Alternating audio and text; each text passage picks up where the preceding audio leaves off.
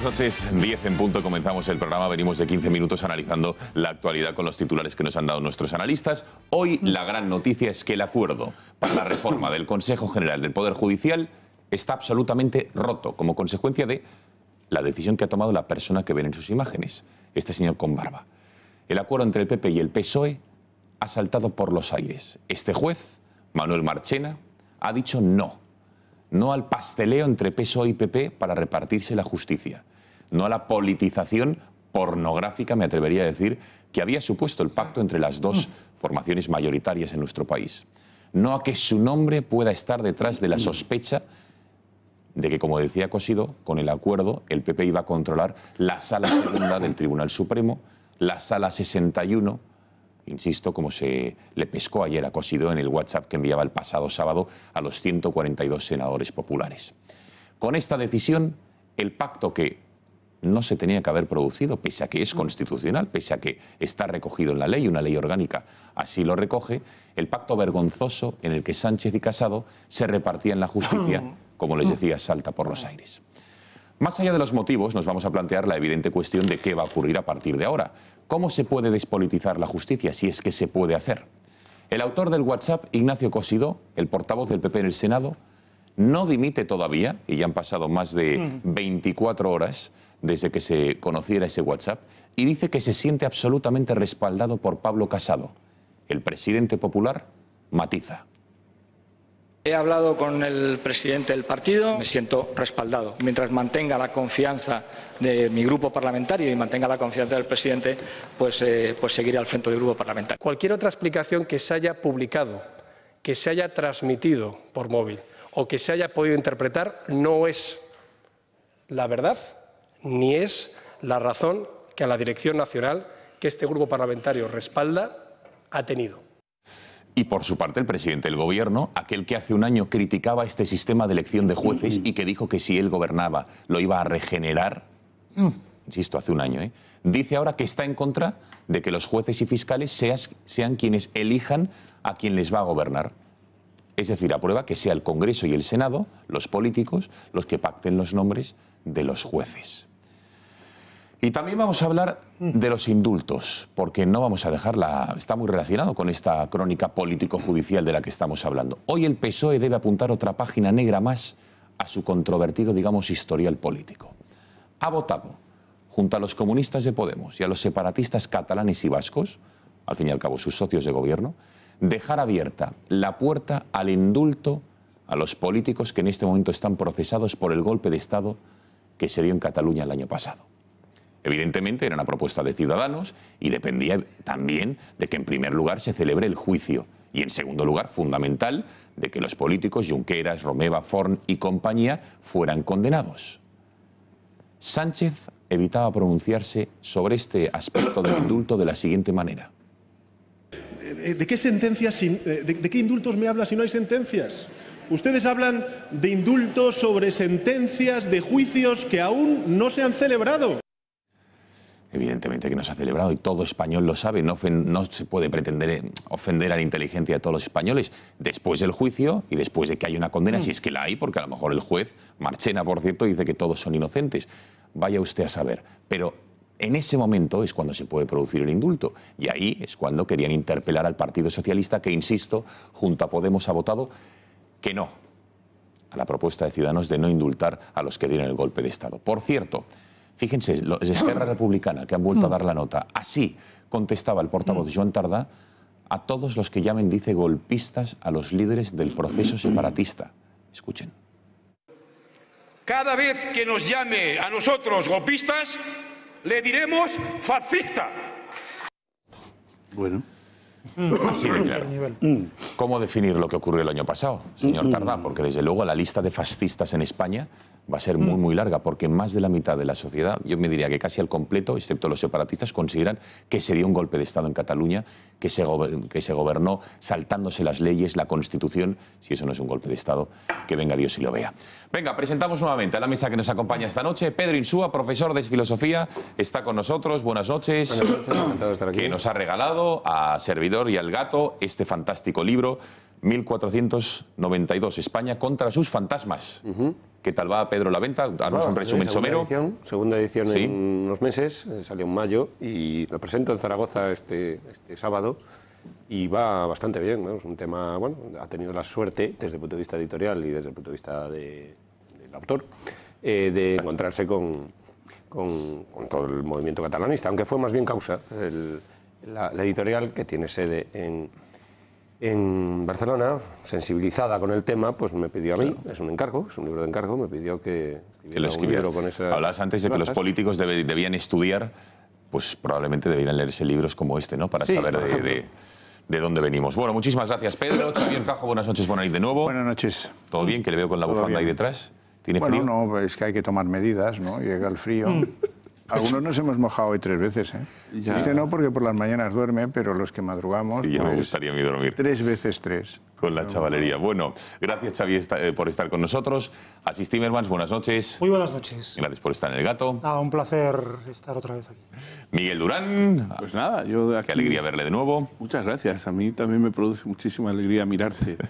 Sí, efectivamente, con esa mirada transparente que tienes, Miguel. Yo claro que sí. Se decía que Alejandro Magno tenía un ojo de cada color. Yo también. A él le funcionaba mejor que a mí. ¿Para qué? Uy, para ver o para seducir. Oye, con los ojos se seduce. Como era un gran Miguel. Seductor. Un poco... ¿cómo se diría eso, chueca, Javier? ¿no? Un poco de chueca, ¿no? Javier Esparza. Eso no es... Ambiguo. Un poco ambiguo, sí, un poco plural. Que le gustaba la diversidad, ¿no? Declaradísimo. De todas formas, no le sirvieron para durar más allá de los 32 Sería años. incluso un buen, 33, ¿no? sería un buen candidato a la alcaldía de Madrid si viviera, ¿eh? Ya. Bueno, pero en fin, yo solo es que he Pero leído... que te asemejas, dices, en eso de la diversidad, Alejandro Magno, también dices. En la diversidad de colores oculares. Ah, vale, discúlpame, es que no lo había entendido. Oculares. Matiza, Miguel, porque luego sabes que esto se... La diversidad, efectivamente, yo la practico en otros términos, pero Bien, no bueno, en vamos esos a a los dejarlo que ahí. tú aviesamente te referías. Y yo que me alegro, Miguel. Bueno, muchísimas gracias por estar con nosotros, viendo que ya te has recuperado. José Javier Esparza, buenas noches de nuevo. Muy buenas noches. Gracias a los 5 por estar con nosotros. Conectamos con Beatriz Fajardo para que nos dé un consejo sobre cómo ahorrar en gas, en luz, en electricidad. Ya estamos a las puertas del invierno, en un otoño frío, lluvioso. Así que Bea, asesóranos. Buenas noches. Buenas noches, Gonzalo. ¿Crees que cambiar de compañía de luz y de gas es misión imposible? Aldro te lo pone fácil. Te damos un servicio personalizado gestionándote el cambio de forma rápida, gratis y sin cortes. En Aldro pensamos que la energía no tiene por qué ser difícil. Compruébalo ya llamando al 91 193 1600. Y gracias a esta casa, el Grupo Intereconomía y Aldro Energía, podrás disfrutar de un precio fijo durante todo el año con un 20% de descuento. Y si tienes negocio, también tenemos grandes condiciones. No esperes más, comienza a ahorrar desde ahora mismo llamando al 91 193 1600. Aldro, somos tu energía, crecemos contigo. Empresa colaboradora del Grupo Intereconomía.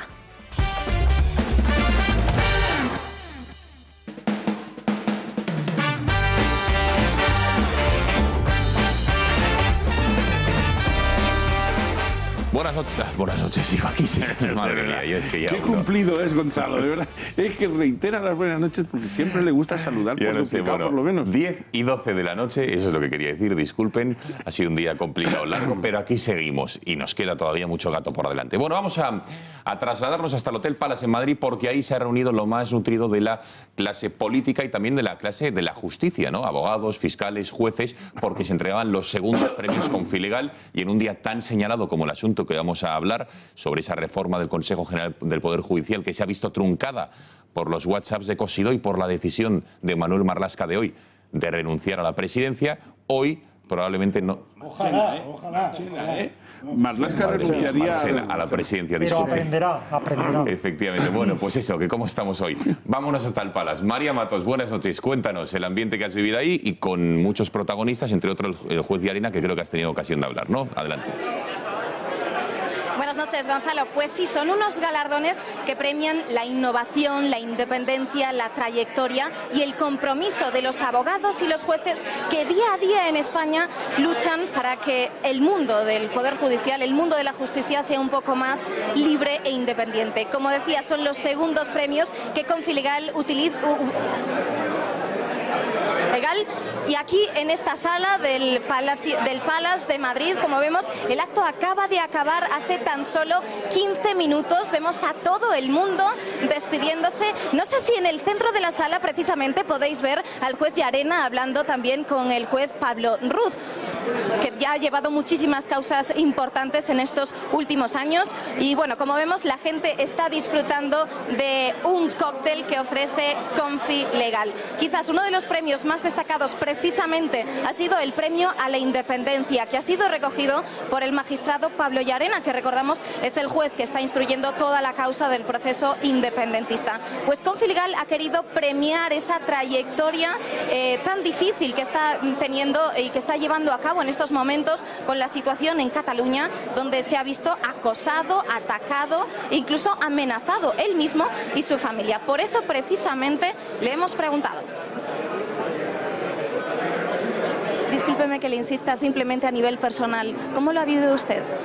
Bueno, yo creo que son cuestiones que no hace falta valorarlas, están a disposición de la opinión pública y cualquier persona puede hacerse una composición del lugar de la trascendencia que suponen en la vida doméstica. Pero usted, ¿cómo lo ha vivido como persona? No insista más y se lo agradezco. No ha querido decir mucho. Como decimos, justamente estos segundos premios de Confi Legal coinciden con ese momento crítico a nivel judicial, esa renuncia del juez Manuel Marchena a presidir el Consejo General del Poder Judicial, y de hecho una de las máximas autoridades que han acudido aquí a este acto, que ha sido la ministra Dolores Delgado, la ministra de Justicia, ha pasado completamente de la prensa y no ha querido responder a ninguna de nuestras preguntas. Tampoco Manuel Marchena, que estaba invitado, tampoco ha acudido, y tampoco lo ha hecho el anterior ministro de Justicia, Rafael Català, que ha sido uno de los encargados de llevar ese acuerdo del Consejo, pues tampoco ha venido. Como decimos, día crítico en el Poder Judicial y lo hemos vivido aquí también en Confi Legal. Muchísimas gracias, María. Ya lo han visto, las palabras de Llarena a los micrófonos de Intereconomía, y también la noticia. Català, Marchena, confirmados, no han acudido al acto. Entiendo que Català era uno de los hombres del día y no ha querido dar la cara ante los medios de comunicación. Marchena, sin lugar a dudas, era el auténtico protagonista, y Dolores Delgado huyendo de la prensa para no contestar sobre la situación de la política o de la justicia en nuestro país. Brevísima pausa de la publicidad y regresamos ya para analizar, entre otros también, con Carlos Berbel, este interesantísimo asunto de qué es lo que ha ocurrido y qué puede pasar. Pero antes, Bea Fajardo, buenas noches de nuevo. Cuéntanos algún truco, recomendación para los dolores, golpes que a estas edades, algunos más que otros, se dan y nos dejan noqueados. Buenas noches, Bea. Buenas noches de nuevo, atentos los amigos del gato al agua. Con tanto cambio de temperatura, la verdad es que nuestro cuerpo se vuelve un poco loco, ¿no?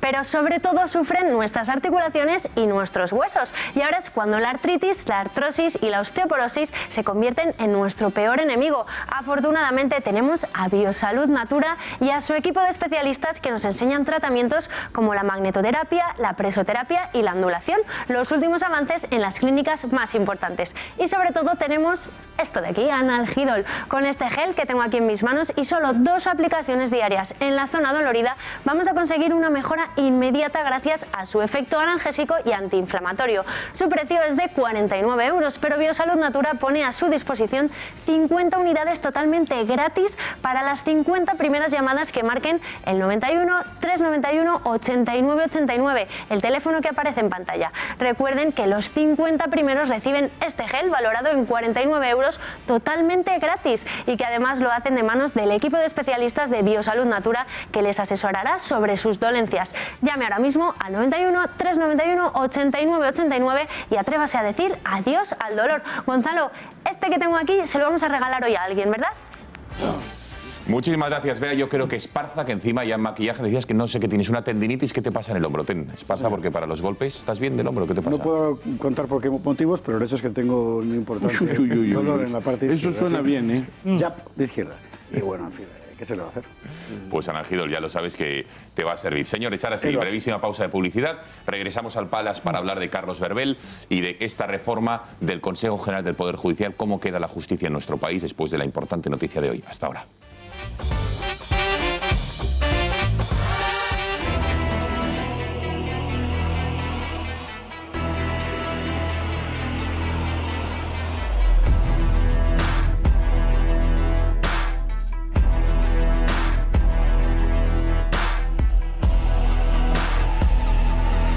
pero que tampoco queremos que sea en la Almudena de ninguna manera.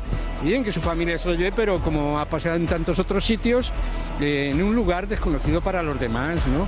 Los restos, por mi parte, que los tiren al mar si los peces lo aguantan.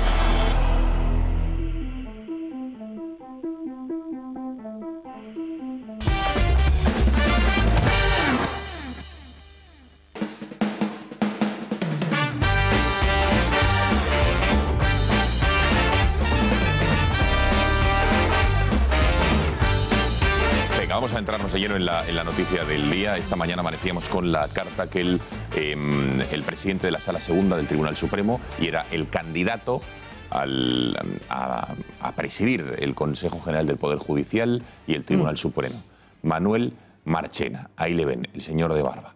Era el que había pactado Partido Popular y Partido Socialista, que fuese, digamos, el mandamás. ¿Qué es lo que ha ocurrido? Que esta mañana, después de varios días de polémica, donde varios partidos políticos, varios medios de comunicación, entre otros había criticado el sistema de elección de esos 20 magistrados, o 12 magistrados y luego 12 juristas de reconocido prestigio que debían llevar las riendas, digamos, del Consejo General del Poder Judicial. Y decía: jamás he concebido el ejercicio de la función jurisdiccional como instrumento al servicio de una u otra opción política para controlar el desenlace de un proceso penal. Mi trayectoria como magistrado ha estado siempre presidida por la independencia como presupuesto de legitimidad de cualquier decisión jurisdiccional. Y vamos a lo mollar. Y en el cuarto punto decía: por todo ello, anticipo públicamente mi decidida voluntad de no ser incluido, para el caso en que así fuera considerado, entre los candidatos a puesto de presidente del Supremo y del Consejo General del Poder Judicial. Es decir, Marchena ayer habría dado su visto bueno a PP y al PSOE para ser presidente del Consejo General del Poder Judicial. Y hoy amanecíamos con esta carta. ¿Por qué ayer sí estaba de acuerdo a ese pasteleo entre PP y PSOE para ser él quien subiese a los altares, digamos, del Supremo, y hoy no? Ahora lo veremos. Es solo el WhatsApp de Cosidó. Vamos a ver las reacciones, porque también son muy interesantes. Vamos a escuchar a Pedro Sánchez, presidente del Gobierno, y al líder de la oposición, a Pablo Casado. Y ojo que Albert Rivera también se mostraba muy crítico. Escuchen. Comprendo perfectamente la renuncia del juez Marchena a presidir ambos órganos. Lo comprendo perfectamente, porque cuando se pone en cuestión la imparcialidad, la profesionalidad de un juez de tanta trayectoria y tanto prestigio como es Marchena, pues es evidente que tenga que dar un paso atrás. A mí me gustaría pedirle al Partido Popular, si sigue siendo un partido de gobierno, si sigue siendo un partido con sentido de Estado, es que tenga ese sentido institucional, que no rompa el acuerdo, porque hay muchos jueces y juezas también de enorme prestigio, de enorme valía, de enorme imparcialidad, que pueden, sin duda alguna, presidir el Consejo General del Poder Judicial y el Tribunal Supremo.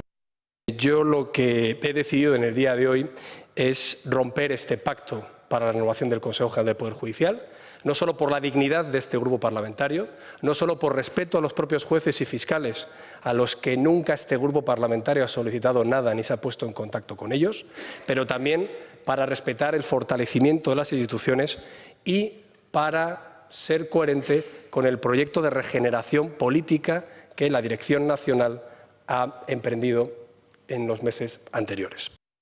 Yo, para que los jueces los escoja Iglesias o Casado o Sánchez, prefiero que los jueces decidan. Confío más en que los jueces escojan a los jueces que en políticos metiendo las manos en la justicia. Porque siempre acaba igual. En palabras del portavoz del PP, para controlar la Sala Segunda del Tribunal Supremo. ¿No se le cae la cara de vergüenza a Casado y a Sánchez leyendo esas palabras? Quieren controlar, no la Sala Segunda, todo el Tribunal Supremo. Unos por sus casos de corrupción, otros para intentar mitigar las sentencias judiciales en el proceso.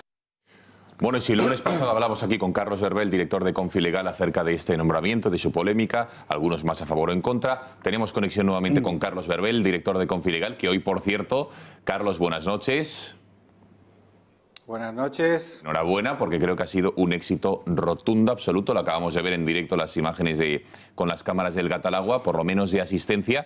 Cuéntanos qué tal han ido estos segundos premios Confilegal, con un premiado de excepción, que es el magistrado Pablo Llarena, ¿no? Cuéntanos.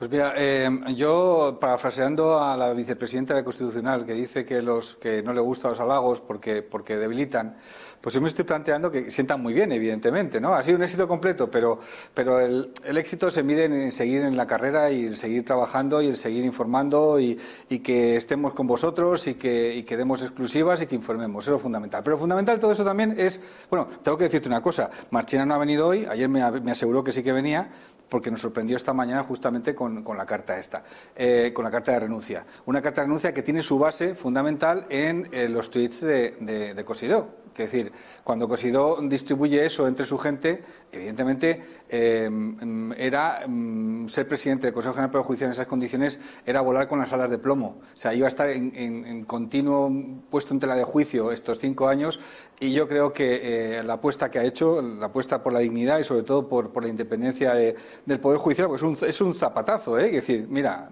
renuncia a esto, que es a lo más que puede llegar cualquier persona, cualquier magistrado, renuncia a esto. Pero evidentemente me ratifico en la independencia de los jueces y en la dignidad de los jueces. Yo creo que de ayer a hoy ha cambiado muchísimo. Yo creo que bueno, ahora los políticos tienen que ponerse a pensar hacia dónde vamos, porque como estamos no sirve, ¿eh? Pero Carlos, vamos a ver, dices lo de que suponía volar con alas de plomo. ¿Qué ha cambiado más allá del WhatsApp? Porque sí que es verdad que el WhatsApp es un escándalo, pero el WhatsApp reconoce o pone negro sobre blanco a lo que se habló, por ejemplo, el lunes pasado en este programa, que es, digamos, el pasteleo o el reparto, digamos, de los jueces o de los nombramientos entre las dos cámaras, el Congreso y el Senado. Es legal. Lo recoge la Constitución y la ley orgánica que lo regula. Fantástico. Pero, ¿qué es lo que ha cambiado? Porque Marchena ya sabía que iba a ser nombrado o que le iban a votar unos jueces, pero previamente pactado por PP y PSOE. ¿Qué ha cambiado para que ayer, digamos, sí quisiera aceptar el cargo y hoy no?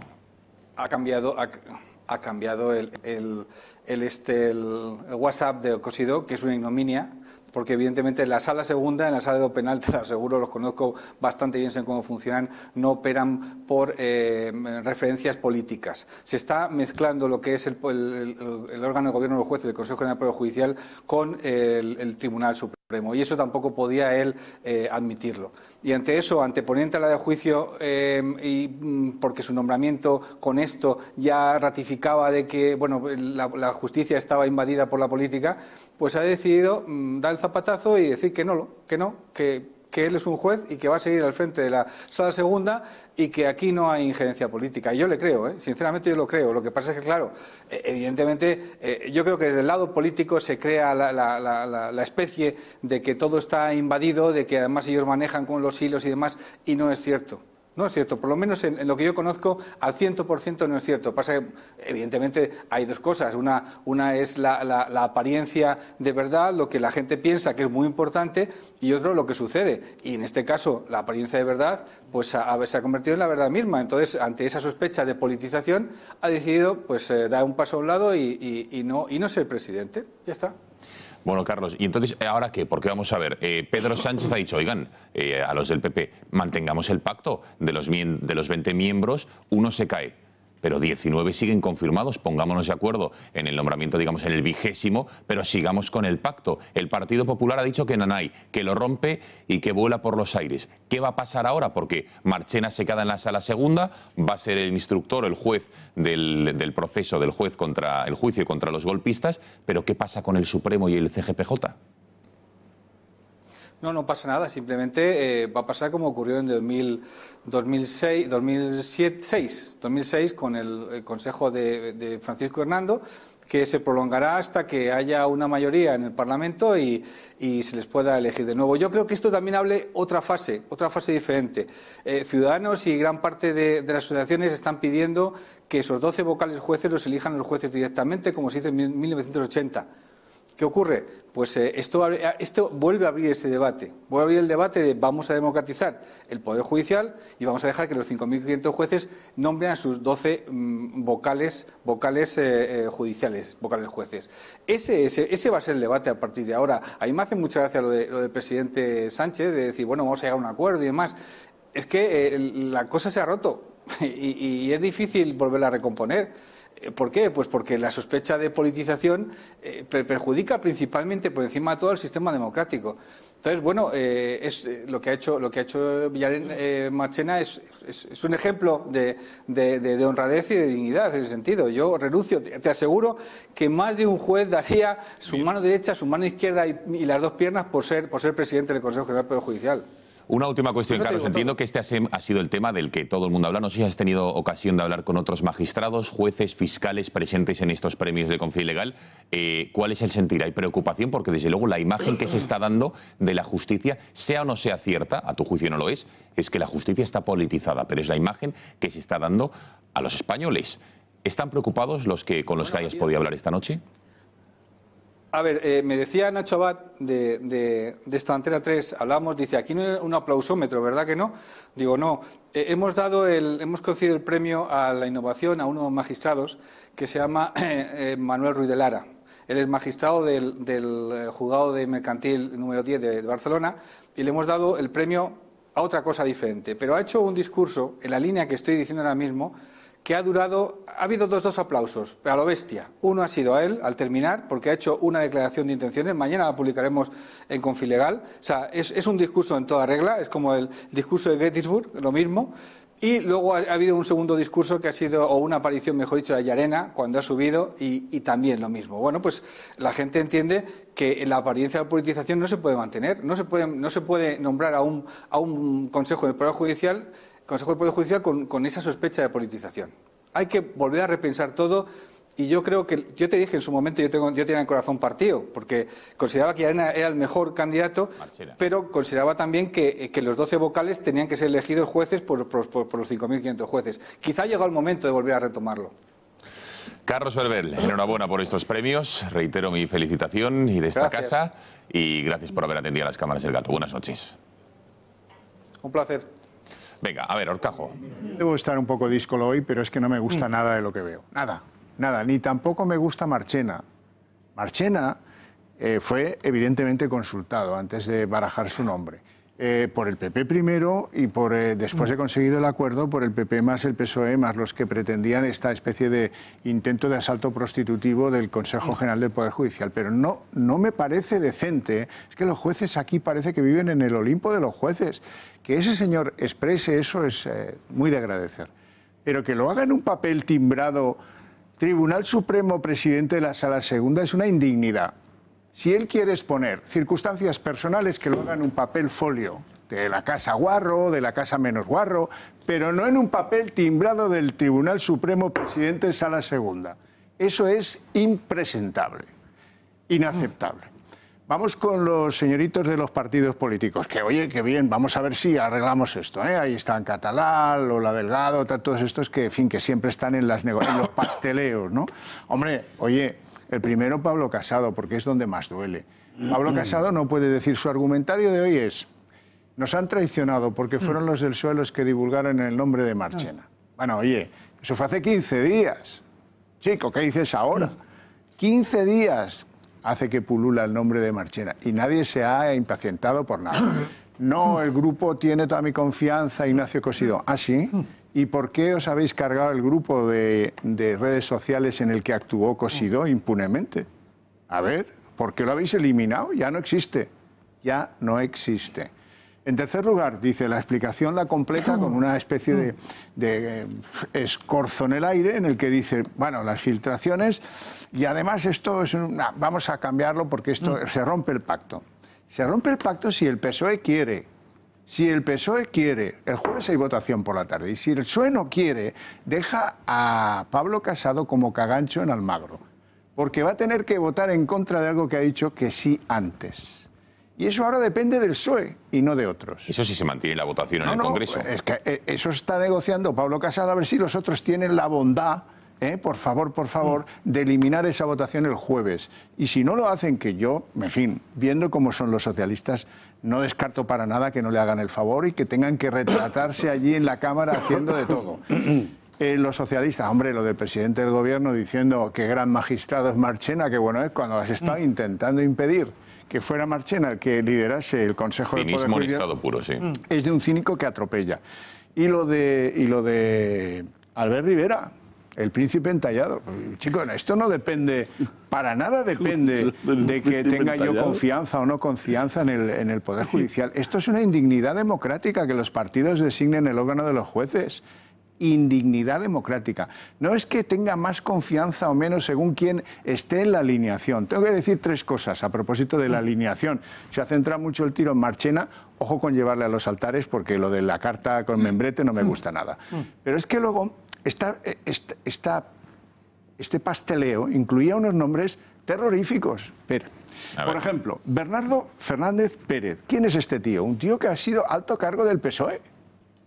Y el PSOE le lleva y le protege y le ampara para que esté allí haciendo de comisario. De comisario. El Partido Popular, ¿a quién pretendía llevar? Manuel Altaba. ¿Y quién es Manuel Altaba? Un senador. Un senador. Es una especie de puerta giratoria. Te saco de Senado porque no me conviene, te pongo allí, pero tú sigues sirviendo al partido. Y un exdiputado, José Miguel del Castillo. Y de, bueno, que no ha podido porque no están listas, vamos a ver si... Y ahí metemos a Del Castillo, ¿no? Esto es una chufla. Esto no me lo estarán contando en serio. Que la justicia es muy importante, lo vivimos así. Pero este espectáculo de proxenetismo con algo tan importante como la toga en esos niveles y con los problemas que tiene este país, ¿sabéis qué ha conseguido? Darle oxígeno a los independentistas. Eso es. ¿Cuánto han tardado los independentistas en presentar un papel diciendo este no nos vale, mira, las mira? Recusaciones. Claro. Venga, más opiniones. Vamos a este lado de la mesa. Sí, Pedro, como queráis. La ventaja de estar enfrente de Javier Horcajo es que uno puede dejar de decir las duras verdades y buscar las esperanzadas. Mentiras. Mentiras. Bien. Tienes razón, pero la bomba evidentemente ha sido la carta de Marchena. Un Marchena que con lo que no contaba era con una cierta exposición pública que arruinara, digamos, pues una cierta discreción en la operación. Podemos eso también se llama cinismo, ¿eh? Eso también es cinismo, ¿eh? Ese es otro de los nombres, sin ninguna duda. Podemos también hablar de otros nombres aún peores que eran parte de la operación, porque entre otras personas había una partidaria sin más del golpe de Estado en Cataluña propuesta por Podemos. Pero dicho esto, estoy optimista, aunque solo sea para contrastar contigo, Javier.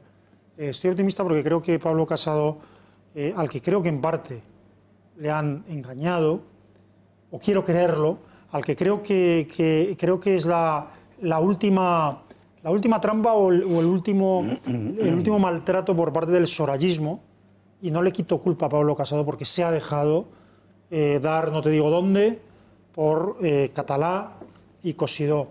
Espero que por lo menos, no ya que tome nota porque le ha perjudicado muchísimo, sino que sea esta encrucijada de la que yo hablo en este momento. Pablo Casado, no sé si, yo decía mejor tarde que nunca, ¿no? Es tarde, pero mejor tarde que nunca. No sé si hay esperanza de que Pablo Casado termine de hacer lo que empezó a hacer cuando salió en un congreso a hablar de valores frente a una mujer que solo esgrimía amenazas, poder y recompensas. Pablo Casado... pero es que mi pregunta, te estás haciendo esta pregunta, Perdón. pero hasta esta mañana Pablo Casado estaba haciendo todo lo contrario de la esperanza que estás mostrando. Ha tenido que producirse, publicarse esa carta de Marchena para que Pablo Casado se baje del carro del trapicheo y del pasteleo. Pablo Casado, lo digo así, no estoy intentando ocultar lo que es evidente. Pablo Casado estaba en ese burdo trapicheo y quiero creer que le han metido en ese burdo trapicheo que no ha querido salir de él. Bien. Me es igual. Yo creo que además de otros partidos políticos hace falta un Partido Popular que busque las verdades del liberalismo clásico y del conservadurismo tradicional, que tienen que ver con la división de poderes, entre otras cosas, y con el respeto a la Constitución, que se cargó una vil enmienda, por cierto, presentada por el señor Vandrés, que en gloria esté, en la Ley Orgánica del Poder Judicial en 1985. Ojalá sirva a la vez, no solo para plantear al menos esa vuelta a la Constitución, sino para depurar el infecto sorayismo que está arruinando las posibilidades de Pablo Casado en el PP. Y por cierto, el PSOE debería tomar nota porque eso también le ha afectado o le debe afectar. Venga, Pedro, Miguel, José Javier. El artículo 6 es la que da un poder extraordinario a los partidos políticos, que son lo que llamaba Gramsci el príncipe moderno. un poder casi absoluto del partido político. Y hay que tener en cuenta una cosa que no se suele decir. El partido político es una entidad privada. Sin embargo, penetra a través del artículo 6 de la Constitución, penetra en el Parlamento y es el Congreso de los Diputados, articulado en forma de partidos políticos, quien parte el bacalao absolutamente. Es la división de poderes, que yo no sé si es bueno o malo, también lo de la división de poderes se pone uno los ojos en blanco diciendo, oh, la división de poderes. División de poderes, si estamos hablando de que distintas instituciones representan los distintos poderes, pues eso existe en España. Es decir, el gobierno, está el Consejo de Ministros y el presidente se representa el gobierno, poder ejecutivo, el Parlamento representa el poder legislativo y los tribunales representan el poder judicial. Está dividido, está bien. Y quien nombra al gobierno no somos los españoles. Son los diputados, a través del Parlamento, organizados en forma de partido político. Y además, ya lo que es, en España, lo que es ya dar tirabuzones y demás, es que determinadas organizaciones privadas quieren que parte del territorio público se lo apropien unos cuantos. Es decir, hay partidos catalanistas, por ejemplo, partido euskaldunes y partidos que buscan que son entidades privadas. Es que esto es lo llamativo. Es como si nosotros nos reunimos aquí en una organización privada, hacemos una asociación y decimos, bueno, ahora vamos a yo qué sé, una asociación para tomar, yo qué sé, la calle que está enfrente aquí y hacer la nuestra. Y ya está, y poner una valla con respecto a todos los demás. Entonces, esto está sucediendo en España y se está reconociendo a esos programas, esos proyectos políticos en el Parlamento, con el poder que tienen de escoger un gobierno y de escoger el organismo que administra a los jueces. También, aquí hay que, antes de escandalizarse, yo creo que hay que precisar una cosa importante, que es que el Consejo General del Poder Judicial no imparte justicia, por así decir, que parece que cada juez es sobre los 5.000 y pico jueces que hay en España, que por cierto hay más juezas que jueces, hay un 52% de juezas, creo, que no hay paridad en este aspecto. Son soberanos en sus tribunales. Es decir, que el Consejo General del Poder Judicial no le dice a los jueces la justicia que tienen que impartir. No, eso está claro. Es solo la organización, es el gobierno de los jueces. Esto es no dictar sentencias. Mucho peor. Pareciera mucho peor. El hecho de que los partidos políticos nombren... Decide quién está al frente de los tribunales superiores de justicia. Decide quién está al frente de las audiencias provinciales. Decide quién está al frente de los juzgados donde hay chicha. ¿Entiendes? O sea, y además el que lo preside es el presidente del Supremo. Pero el juez sigue siendo soberano. No me hagas trampas al solitario. No firmar sentencias, de acuerdo. Digamos, pero es peor. Ya, que admito lo que estás diciendo, pero no es inrecto. No es directamente que gobiernan a los jueces y los jueces imparten justicia en función de ese gobierno. Como ocurre con el Poder Ejecutivo, que son el gobierno de verdad, y el Poder Legislativo que hace las leyes. Aquí el Consejo General del Poder Judicial es un órgano administrativo que gobierna a los jueces, pero no imparte justicia directamente. Y una cosa que me es llamativo y que está extendida y que se asume como buena es esta distinción que los jueces jamás se han manifestado en contra. Cosa que debieran hacer, porque están asumiendo que pueden dictar sentencia en función de esa ideología, que es lo de progresistas, jueces progresistas y jueces conservadores. Ellos mismos lo asumen. Pero ¿por qué no se rebelan ante semejante distinción? Totalmente. Porque eso es admitir que están impartiendo justicia bajo esa ideología. Oiga, señor, a mí no me admite eso. Como juez teníamos que decírselo. Son ellos los que se afilian a dichas asociaciones, con lo cual... Bueno, por cierto, un momento, porque Pedro Sánchez ha dicho, oigan, yo soy partidario, me desdigo una vez más a Pedro Sánchez de lo que decía hace año y medio, que quería regenerar el sistema de elección de los jueces. Y dice, oiga, yo soy partidario de que los jueces y fiscales no elijan ellos mismos a quienes les debe gobernar. Por eso creo que debe seguir siendo el Poder Legislativo, es decir, el Congreso y el Senado, quienes elijan a los jueces. Escuchen y vemos con Miguel y Esparza más aspectos. Venga. La elección del Consejo General de Poder Judicial, señor Cosidó, es algo que compete al Poder Legislativo. Al Poder Legislativo. Podemos, señorías, de los distintos grupos parlamentarios, cambiar la metodología. Estamos abiertos a ella. Pero ahora mismo, a día de hoy, la forma de renovar el órgano de gobierno del Consejo General de Poder Judicial es a través del Poder Legislativo, del Congreso de los Diputados y del Senado, señorías. Por tanto, eso es lo que tenemos que hacer. Venga, Miguel y Esparza. Pero este señor decía otra cosa hace... Bueno, cuando era Pedro, ¿no? No, pero sí que es verdad que la ley a día de hoy le obligaba, no han cambiado la ley, han tenido que hacerlo así. Ayer por la noche también lo veía diferente. Pero sí, yo no digo que la ley no diga eso. Pero aquí no estamos para constatar solamente lo que la ley dice, ¿no? Supongo que estamos para opinar sobre lo que podría decir o debería decir.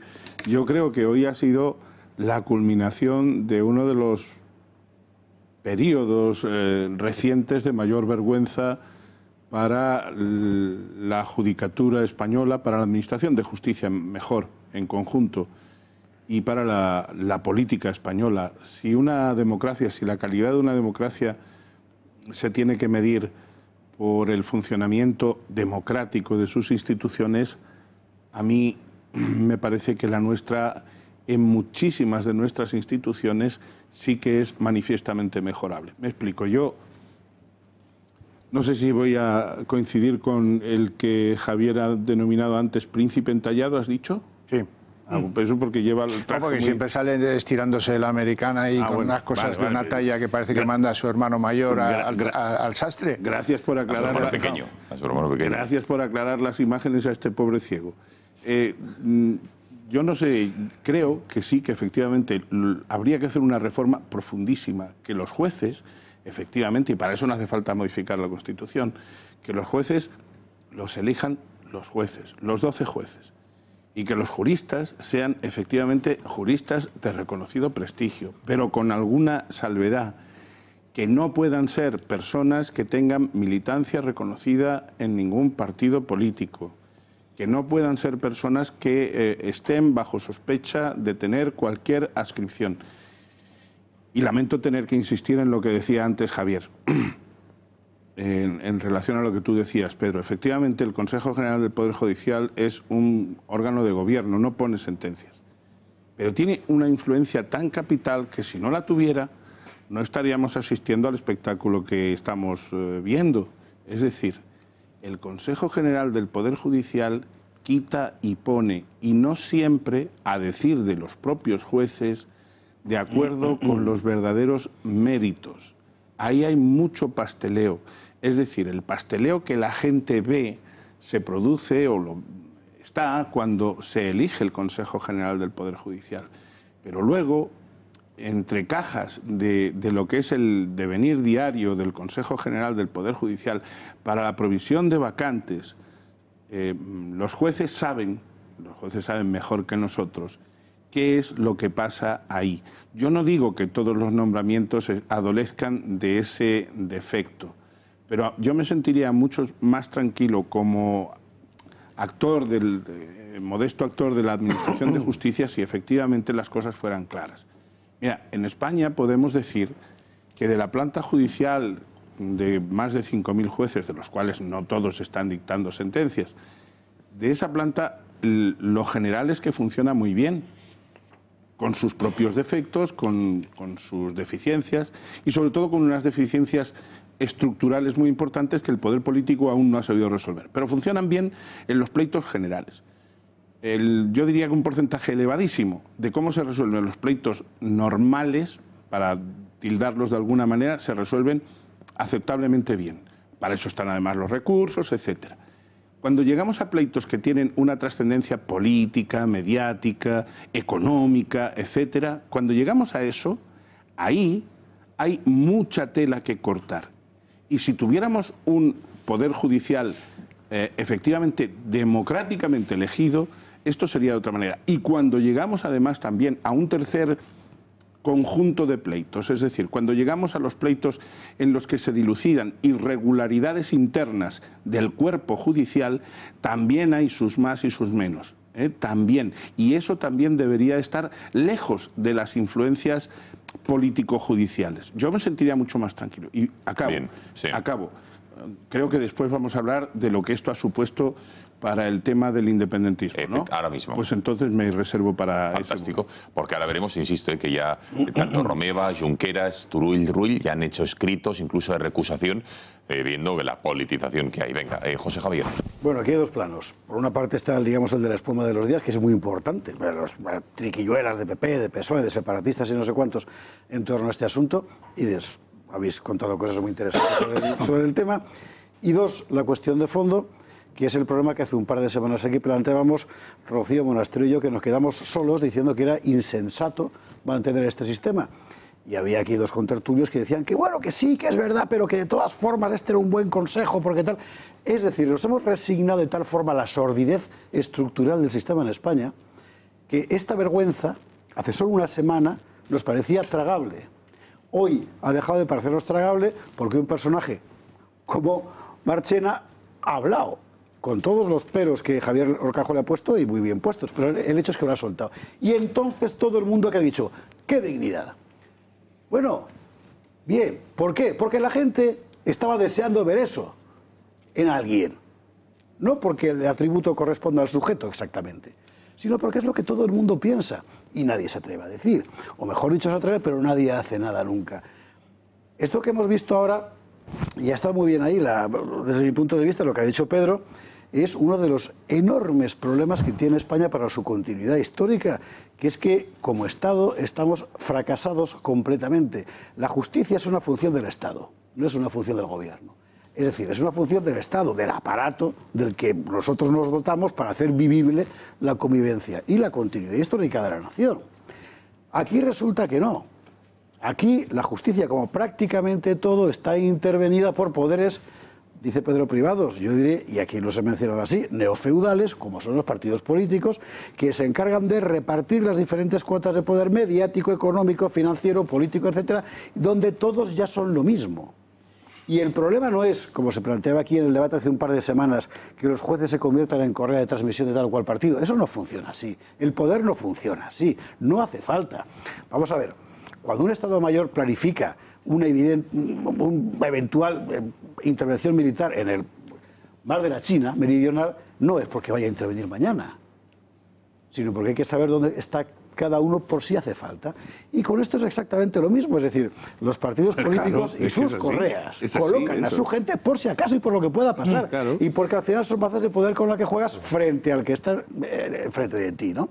Esta es la cuestión de la cosa. Entonces, nos hemos acostumbrado en España, muy lamentablemente, a que cada vez que pides radicalidad en la aplicación de los principios, te llamen facha, aunque sean principios tan liberales como la separación de poderes. Pero me parece que no podemos perderla bajo ningún concepto. Es decir, esto es urgentísimo. Es urgentísimo porque nos estamos acostumbrando a la demolición, a la podredumbre, y se extiende por todas partes.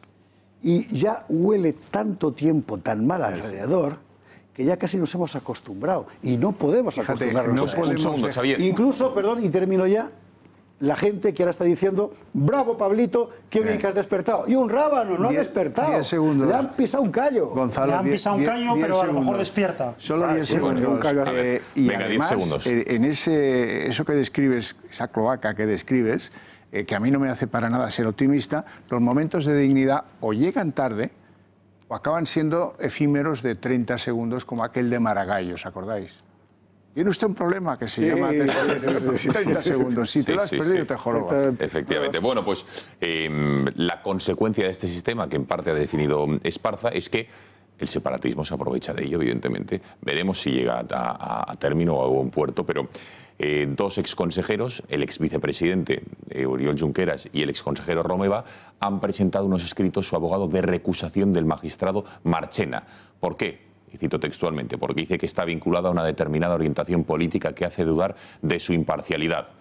Porque consideran a la politización general de la justicia no podemos dejar de vincular la politización concreta del presente pleito. Y nada más y nada menos que un senador encargado de negociar y acordar su candidatura a la presidencia del CGPJ para la persecución de unos intereses políticos públicamente conocidos ya. Esto es lo que decían también en relación con lo que decía Horcajo de algunos nombramientos de senadores y de diputados. Pero es que también los presos preventivos, Rull y Turull y Sánchez también han pedido que se traslade el caso del Supremo al Tribunal Superior de Justicia de Cataluña. Tienen más cara que espalda, porque toda esta gente, sus partidos, han estado metidos en la misma cloaca que todos los demás durante 40 años. Es que ellos han estado obrando también, y en su pueblo, y que luego lo cuente Miguel, ¿cuántos jueces están marchando? Hicieron vocal del Consejo General del Poder Judicial a Luis Pascual Estivill, por ejemplo. ¿Te acuerdas? Además. Claro. Un mafioso y un ladrón. Pero eso que también recordarlo porque la mayor parte de la gente, como Pedro, por ejemplo, que son jovencísimos, estas cosas no las recuerdan. Pero fíjate, o sea, además, toda esta patulea otra cosa, ¿me queréis forma decir, parte del mismo problema desde el que el principio? pasteleo de los partidos políticos en el mundo judicial no ha tomado nota de lo mal que se producen los que salen de la justicia y van a la política después de lo de Garzón? ¿Y qué pretenden ahora con Victoria Rosell? Si ya saben lo que va a pasar con Victoria Rosell. Sin embargo, bueno, pues ahí queda como medio propuesta. Yo tengo que discrepar mucho de lo que he advertido en esta última cuestión, que es el sentir general. Porque estáis diciendo que los señores que están presentando esta recusación estarían impedidos de hacerlo porque pertenecen a fuerzas políticas que hayan podido, si lo he entendido bien, que han participado en el pasteleo, que son al fin y al cabo cómplices del sistema, al menos en esa parcela. En eso, permitidme que os diga, y me diréis que es que me pongo en una tesitura excesivamente formal, permitidme que os diga que es que ese no es el tema. En una recusación eso no es lo que se tiene que juzgar. Por supuesto, Miguel, ya lo sabemos. Es decir, hemos hecho un juicio moral, digamos. Vale, el juicio moral, aceptable. El juicio político, por supuesto que tenéis razón. Pero es que estos abogados lo que han hecho, y es posible que incluso ni siquiera hayan tenido que consultarlo con sus patrocinados, con sus defendidos, es de libro.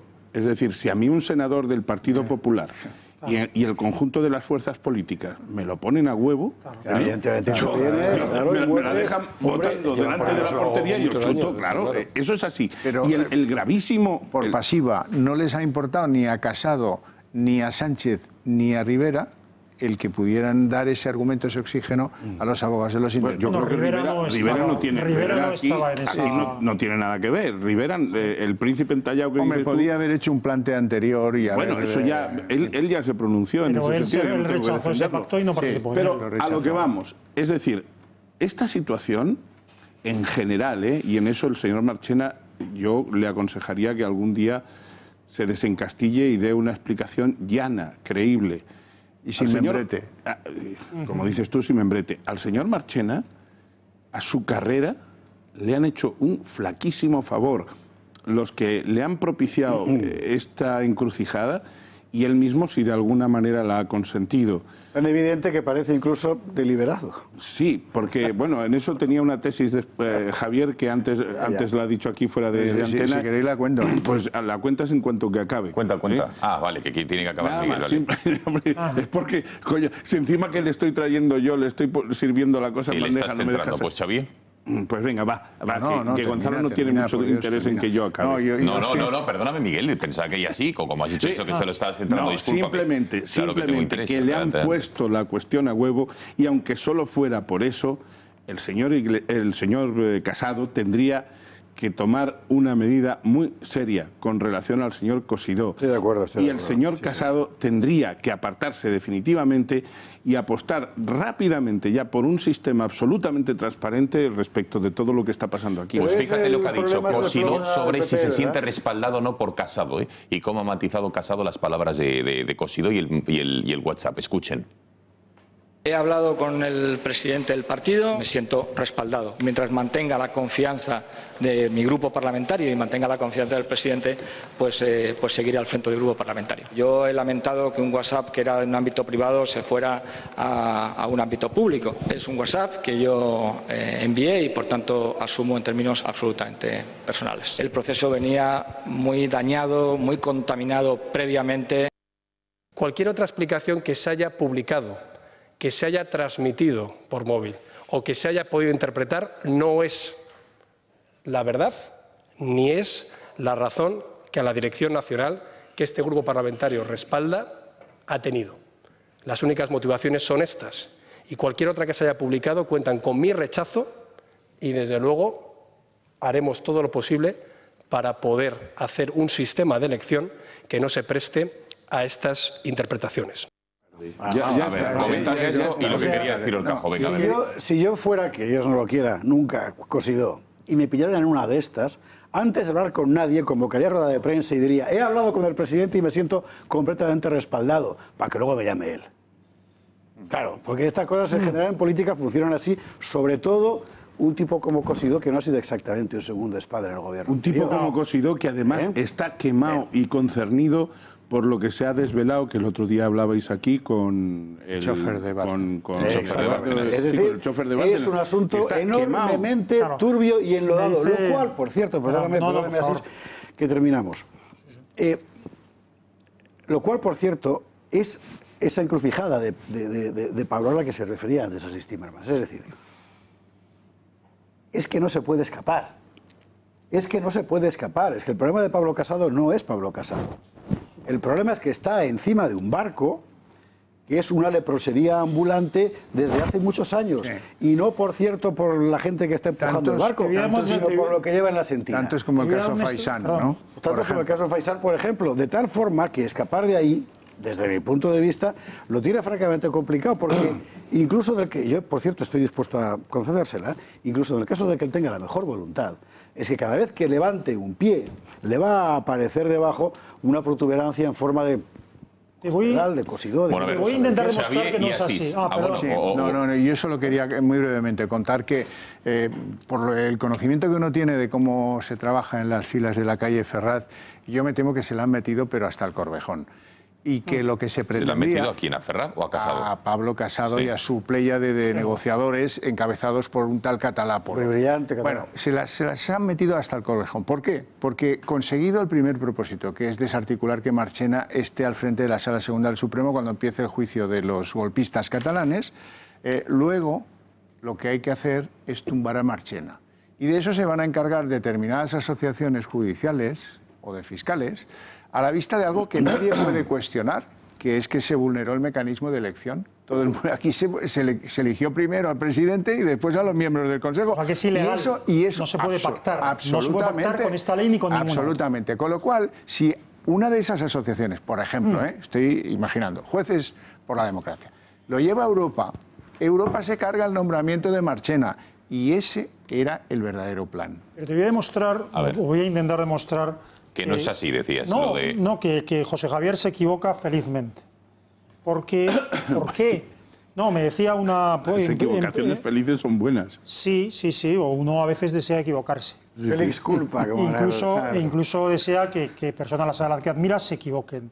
¿Por qué escribe ese WhatsApp Ignacio Cosidó? ¿Por qué? Porque dentro de esa caterva de sorayistas escondidos y de push rajoyista, hay un montón de diputados del Partido Popular y de personas del Partido Popular que están indignados con este trapicheo y que quieren salir de eso. Y por eso Cosidó envía ese WhatsApp tan vergonzoso. ¿Pero con qué propósito? Con el propósito de acallar esa protesta de los diputados que no entienden por qué se está ¿Quieres decir pactando? Entonces que, como decía Carlos María Chipolla, la estupidez juega a veces un papel determinante en la historia de la humanidad? Sí, en un libro feliz, pero por supuesto que la estupidez y el factor humano en general. Es decir, creo que antes Pedro Insúa, que lo comentábamos en privado, aunque esté feo decirlo, decía, ¿cómo puede ser tan torpe? Y decía, bueno, es que a veces la espontaneidad, me decía Pedro, que es muy preciso, juega un papel, ¿no? Pero lo que quiero decir es que, aunque el argumento es vil, el argumento de Cosidó es vil, porque al final les está diciendo, no os preocupéis, estamos haciendo el cambalache porque seremos beneficiados por él. Es la vieja historia del Partido Popular que se dedica a colaborar en la destrucción y en pasar las instituciones por el barro, creyendo que va a ser beneficiado por ello y quien es siempre beneficiado. Sí, un segundo, pero dejadme introducir otro elemento, porque hoy en el Congreso de los Diputados, la semana pasada teníamos ese tete-a-tete parlamentario, esos rifirrafes, hoy se ha votado y todos los partidos se han tenido que mojar sobre una cuestión, el asunto del indulto o del supuesto indulto, en el supuesto, insisto, de que los golpistas que van a ser juzgados en el próximo mes de enero, en ese juicio contra el golpe de Estado que se dio el año pasado, fuesen condenados. Saben ustedes que el Gobierno tiene la potestad constitucional de indultarles. Y hoy Ciudadanos llevaba una moción al Pleno y ahí ven el resultado de la moción. Vamos a congelar el resultado, donde el Partido Socialista, junto con Podemos y todos los separatistas, en una evidente connivencia, se han juntado. ¿Para qué? Para no tener que rechazar vía decreto o vía legislativa el hecho de que se pueda indultar, en el supuesto, de insisto, de que fueran condenados, a los golpistas. Es decir, el Partido Socialista, que parece ahora enfrentado con el separatismo por los presupuestos, con Podemos por el nombramiento del CGPJ, en esto, en lo esencial, sí que se ha aliado, insisto, con ellos. Vamos a escuchar cómo echaba balones fuera Pedro Sánchez cuando le preguntaba el propio Cosidó en el Senado, diciendo, oiga, ¿va usted a indultar a esta gente? Y Cosidó matizaba, en el caso de que sean declarados culpables, y Pedro Sánchez diga, ¿pero qué me está usted diciendo si todavía no ha habido ni juicio? Se agarra que no ha habido juicio para no contestar. Vean. Que la vicepresidenta del Gobierno nos ha intentado convencer que usted nació el día de su investidura como presidente. Pero lo cierto es que usted tiene un pasado que también tiene que responder. Yo estoy muy orgulloso de mi pasado. Si se compromete usted a no otorgar el indulto a los procesados por graves delitos contra la unidad de España. ¿De qué sentencias, de qué indultos me habla si no hay sentencias? Ustedes hablan de indultos sobre sentencias de juicios que aún no se han celebrado. Que si como presidente del Gobierno de España usted concede indulto a quienes actuaron en contra de nuestro país, esos indultos tienen un nombre. Esos serán los indultos de la vergüenza. Yo creo en la independencia del Poder Judicial y no transijo que haya interferencias en el funcionamiento del Poder Judicial, señor Cosidó. Hoy ha renunciado alguien, pero no ha sido precisamente quien esperan los españoles que renuncien, que es usted, señor Cosidó. Y ustedes dirán, ¿por qué ahora se ha votado esto? Porque recuerden que el primer secretario del Partido Socialista, Miquel Iceta, y la delegada del Gobierno en Cataluña, socialista también, la señora Cunillera, este mismo año, hace un mes, apenas un par de meses, hablaban de la posibilidad del indulto. Por ello se ha querido llevar esto. Vamos a recordar lo que opinan para que vean lo que opinan los socialistas. Escuchen. Miquel Iceta és president de la Generalitat, demanarà una amnistia per ells? Jo primer m'esperaria que hi hagués sentència i si no, sens dubte, jo demanaria l'indult, sí. Teresa Cunillera seria partidària de concedir indults? Però és que per concedir un indult hi ha d'haver una sentència ferma i hi ha d'haver una petició també igual de ferma del que accepta la sentència. Però això ho veurem d'aquí uns mesos. Bé, si es demana l'indult, jo soc partidària, clar. ¿Está claro? Está clarísimo. ¿Está claro? Vamos a ver, yo creo que todos los sistemas democráticos tienen un mecanismo de indulto. El problema es que el indulto no puede ser gracioso. El indulto está, en las democracias serias, está arreglado y sometido a criterios bastante parecidos al perdón en las sociedades cristianas, ¿no? El arrepentimiento, el propósito de enmienda, la reparación del daño, eso es fundamental. ¿Y aquí en qué estamos? Aquí estamos en que cuando uno va de cacería con el monarca es indultado si comete un delito. Ese es nuestro pasado, de ahí venimos. ¿Y a dónde nos habéis querido llevar el Partido Popular? Por eso me parece insólito este Cosidó. Después, hoy no tenía WhatsApp y ha jugado a parlamentar, a senador, ¿no? El Partido Popular es el único partido en España que no puede hablar de indultos políticos, de políticos a políticos. ¿Por qué? Porque la primera medida del gobierno Rajoy fue indultar a los tíos de Unión Democrática, condenados en firme por un caso de corrupción. A 7 años de cárcel cada uno. Vamos a ver, ¿y por qué lo hizo? ¿Y por qué lo hizo? Eran dos tipos que se quedaban la pasta de unas academias que recibían dinero del Fondo Social Europeo para formar desempleados y se lo quedaban y financiaban al partido con ello. El partido fue Democrática de Cataluña. El partido fue condenado, que eran los socios de Pujol en CIU. ¿Y por qué el gobierno de Rajoy fue tan decidido y tan campechano, siendo dos desconocidos? Pues sí, los cabezas de turco de aquello. Porque lo que querían era lo mismo que el voto a los presupuestos en aquel momento de lo que era CIU. Y por eso indultaron a estos dos pardillos que fueron atropellados por la justicia en un caso de corrupción nuclear que a quien afectaba de veras era Durán Lleida. Y los que lo pagaron fueron estos dos. Claro, si venimos de donde venimos, claro, es que esto te inhabilita a futuro. No puedes decirle un día, levantarte ahí y decirle a Pedro Sánchez, que además es un cara, decirle, oiga, vamos a ver, y si acabamos con los indultos, que es lo que pretendía Ciudadanos. Pero Ciudadanos tampoco ha hecho bien los deberes, porque el planteamiento de llevar eso al Senado es, vamos a impedir en el futuro los indultos por delitos de corrupción a políticos. ¿Nos atrevemos? Y ahí sí que les metes en un jaque, porque eso es lo que no quieren. Aquí el mecanismo del indulto puede ser maravilloso si acaba siendo condenado Manuel Chávez o Griñán. O puede ser maravilloso si acaba. El PP no lo va a usar, si el PP es el que menos lo va a usar. Mira dónde está Mata. Hoy ha declarado Mata desde la cárcel de no sé dónde por videoconferencia. Ese es el Partido Popular. A ver, Pedro Si los indultos tuvieran una función, amén de inmiscuirse en un poder en otro, precisamente el Poder Ejecutivo en el Poder Judicial, pero si tuviera una función de pacificación social, vamos a decirlo así, pues bueno, las amnistías, los indultos fueron prácticas que se han instituido, se han ejecutado pues desde Grecia, etcétera, etcétera. Pero aquí, claro, nos encontramos con un frente, el que se supone se le va a indultar, de miembros de los mismos partidos, que unos están en la cárcel, a los que se vuela el rumor de su indulto, y otros que están exiliados, aunque exiliados no, que están huidos de la justicia española. Esos huidos de la justicia española, quien ocupa el cargo actualmente de presidente de la Generalidad, ha dicho que él es un presidente, cuando tomó cargo, cuando tomó posesión, un presidente provisional, porque el verdadero presidente es ese que está huido por lo que hizo. Entonces, los planes de ejercer un golpe de Estado secesionista, separatista, siguen estando en pie. No hay ningún, lo que decía Orcajo ahora, pero bueno, apuntando un poco en lo que decía Javier, ¿no? No hay ningún tipo de modificación de esos planos, ninguno. Todo lo contrario, hay una intensidad en el manifestación y en el programa de esos planes. Cada vez con más intensidad, digamos, y con más beligerancia se presentan esos planes. Es decir, todo lo contrario.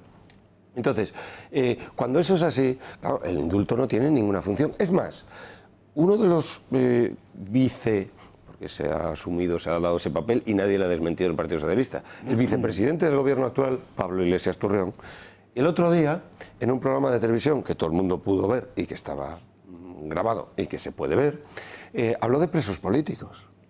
Habló de presos políticos en referencia a esta gente. Es decir, está acusando ese señor de prevaricar a la judicatura española, para empezar. Está acusando de eso, pero públicamente. Nadie está haciendo nada contra ese señor. Ese señor se podría denunciar por decir lo que está diciendo. El Partido Popular tiene 100 y pico diputados, Ciudadanos tiene 40 y tantos diputados, pero que no es una nada, que son un grupo parlamentario con sus abogados, con sus... todos esos mecanismos institucionales, ¿por qué no los utilizan contra esta gente para callarle la boca? A Pablo Iglesias, por ejemplo, por decir eso. Es una cosa que yo no me explico. No me explico la falta de beligerancia, la falta de contundencia en este asunto. Se acusa a Rajoy de timorato, de no actuar, de no saber actuar, ¿no? Y sin embargo Rajoy, al fin y al cabo, es el que mandó aplicar el 155, por el cual esa gente está metida o en la cárcel o está fuera de España. No, Pedro, no, Pedro, no. 155 es lo que abrió. No. Esta gente está en la cárcel, Pedro, claro. Porque a pesar del 155. A pesar de eso, y está en la cárcel porque hubo denuncias de gente que se mojó, que nos mojamos. ¿Dónde el Estado nos mojamos? Para denunciar. Si el 155 no se aplica, no, Puigdemont sigue siendo presidente de la Generalidad. Pedro, ya eso es otra cosa. Ya veríamos cómo actúa la justicia. Pero seguiría siendo presidente de la Generalidad. Reconoce que estás hipotetizando. Esto es muy eso que planteas es una ucronía, que como todo el mundo sabe es no tiempo. Es decir, eso no es así. Pero al margen de la discrepancia, Pedro, yo, sinceramente, en el tema del indulto, es que a Pedro Sánchez se le permiten todos los sofismas y todas las falacias.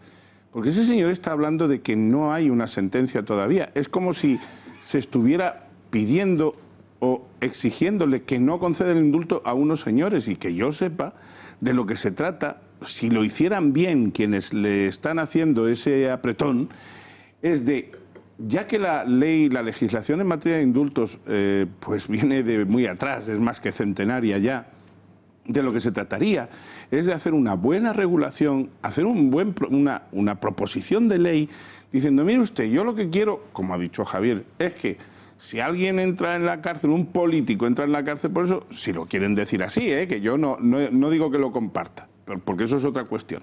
No quiero que haya indulto para este tipo, este otro tipo. Y eso es perfectamente posible, porque si alguna función tiene el derecho entre otras, pero si alguna es importante, es la de prevención general.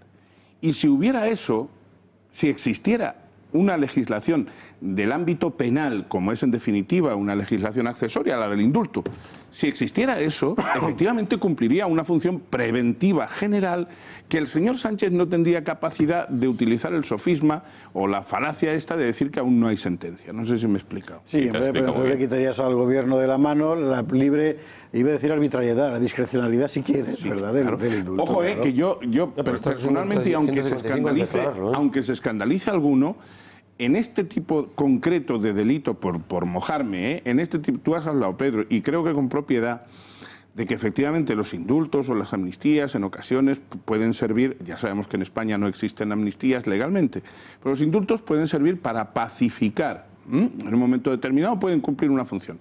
Pero evidentemente en la cabeza de ninguno de nosotros está que el señor Junqueras, el señor Puigdemont y todos los demás vayan a pedir un indulto diciendo mea culpa, yo me arrepiento, no lo volveré a hacer, lamento mucho todo esto, para que pudiera decirse, bueno, pues miren ustedes, ahora vamos a construir un futuro estable en la relación Cataluña-España y una vez estemos todos de acuerdo, pues le vamos a indultar. Eso como ya de que virtualmente Cataluña existe como una nación soberana, bueno, parte de esa virtualidad, y entonces están hablando ya desde la Cataluña ya hecha. Bueno, ya, o sea, es como si ya de facto vamos a estar atentos porque desde luego es algo que está encima de la mesa y hoy no se ha cerrado la puerta, o el PSOE, junto con Podemos y los separatistas, no han querido cerrar la puerta a esa posibilidad, a indultar a los que han dado un golpe de España y han intentado separarla, ¿no?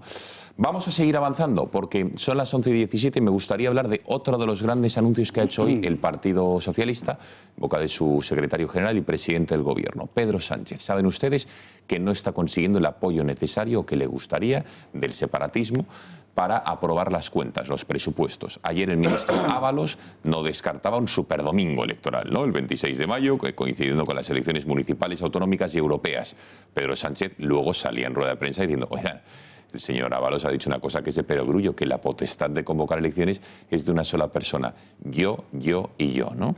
Hoy van a escuchar lo que ha dicho Pedro Sánchez, que si no consigue aprobar las cuentas, que lo tiene muy complicado, lamentablemente o muy a su pesar, deberá adelantar la fecha de las elecciones y no agotar la legislatura hasta junio del 2020. Vean. Es evidente que si no llegamos a acordar esos presupuestos, pues mi vocación de llegar hasta el final de la legislatura pues se ve acortada. Y las elecciones las haré cuando considere que son beneficiosas para el interés general del país. No lo voy a hacer ni en aras del interés de mi partido, ni por supuesto porque me lo indique este partido o aquel otro partido. La última parte no se la cree ni él. No se la cree ni él. Por un segundo que me pide paso, vea Fajardo, vea. Hoy se está celebrando el fantástico concierto de Argentina en el Teatro Rialto de Madrid. Debe estar a punto de acabar. Me dicen que ha sido un auténtico exitazo, pero es que ya estamos preparando para dentro de 2 semanas. Creo que es el 4, ¿no? Efectivamente, 1, 2, 3. El 4 de diciembre, efectivamente, el de Valderrama. ¿Es así? Vea, cuéntanos. Buenas noches. Buenas noches de nuevo. Juan Valderrama estará en concierto el 4 de diciembre en el Teatro Rialto de Madrid.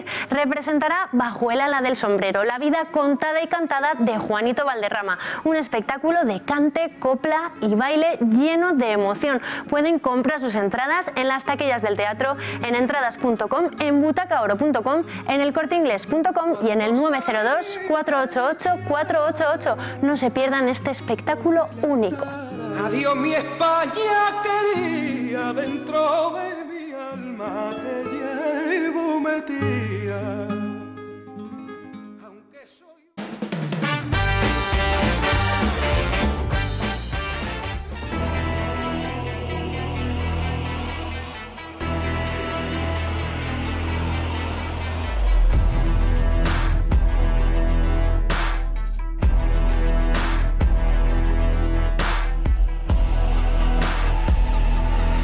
Pero que tampoco queremos que sea en la Almudena de ninguna manera. Bien, que su familia se lo lleve, pero como ha pasado en tantos otros sitios, en un lugar desconocido para los demás, ¿no? Los restos, por mi parte, que los tiren al mar si los peces lo aguantan.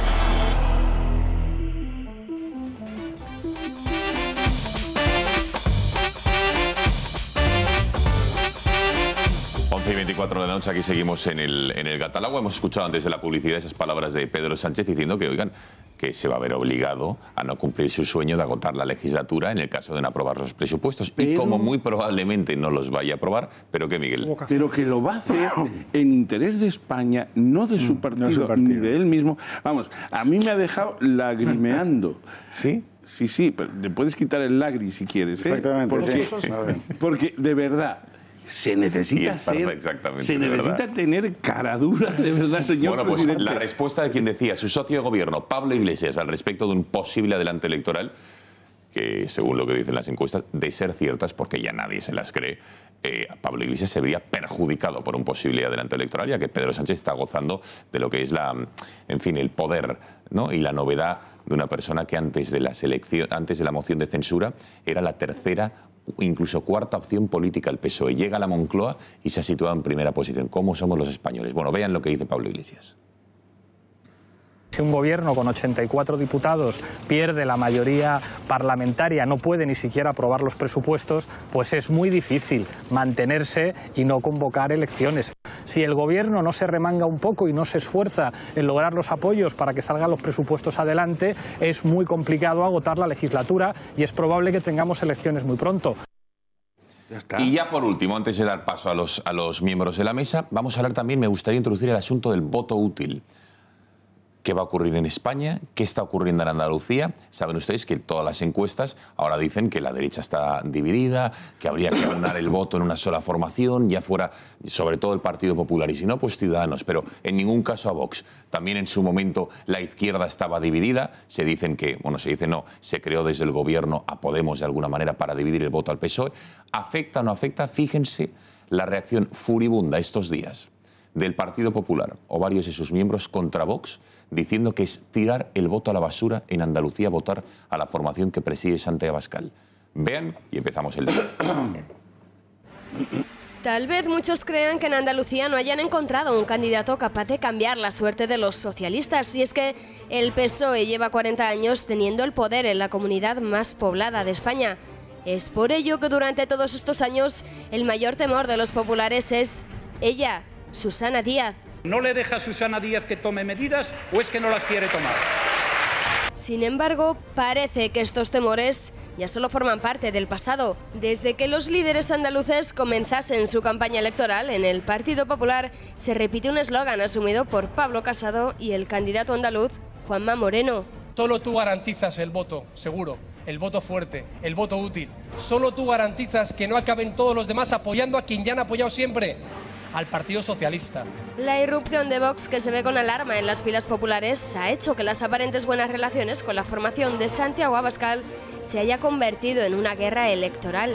Y los obedecen y son incapaces de echarles, esos que han sido inútiles 40 años, se atreven a llamarnos inútiles a nosotros. Hasta la fecha, los mensajes de advertencia de los populares han sido tenues, pero constantes, y todos ellos hablan de lo mismo, el voto útil.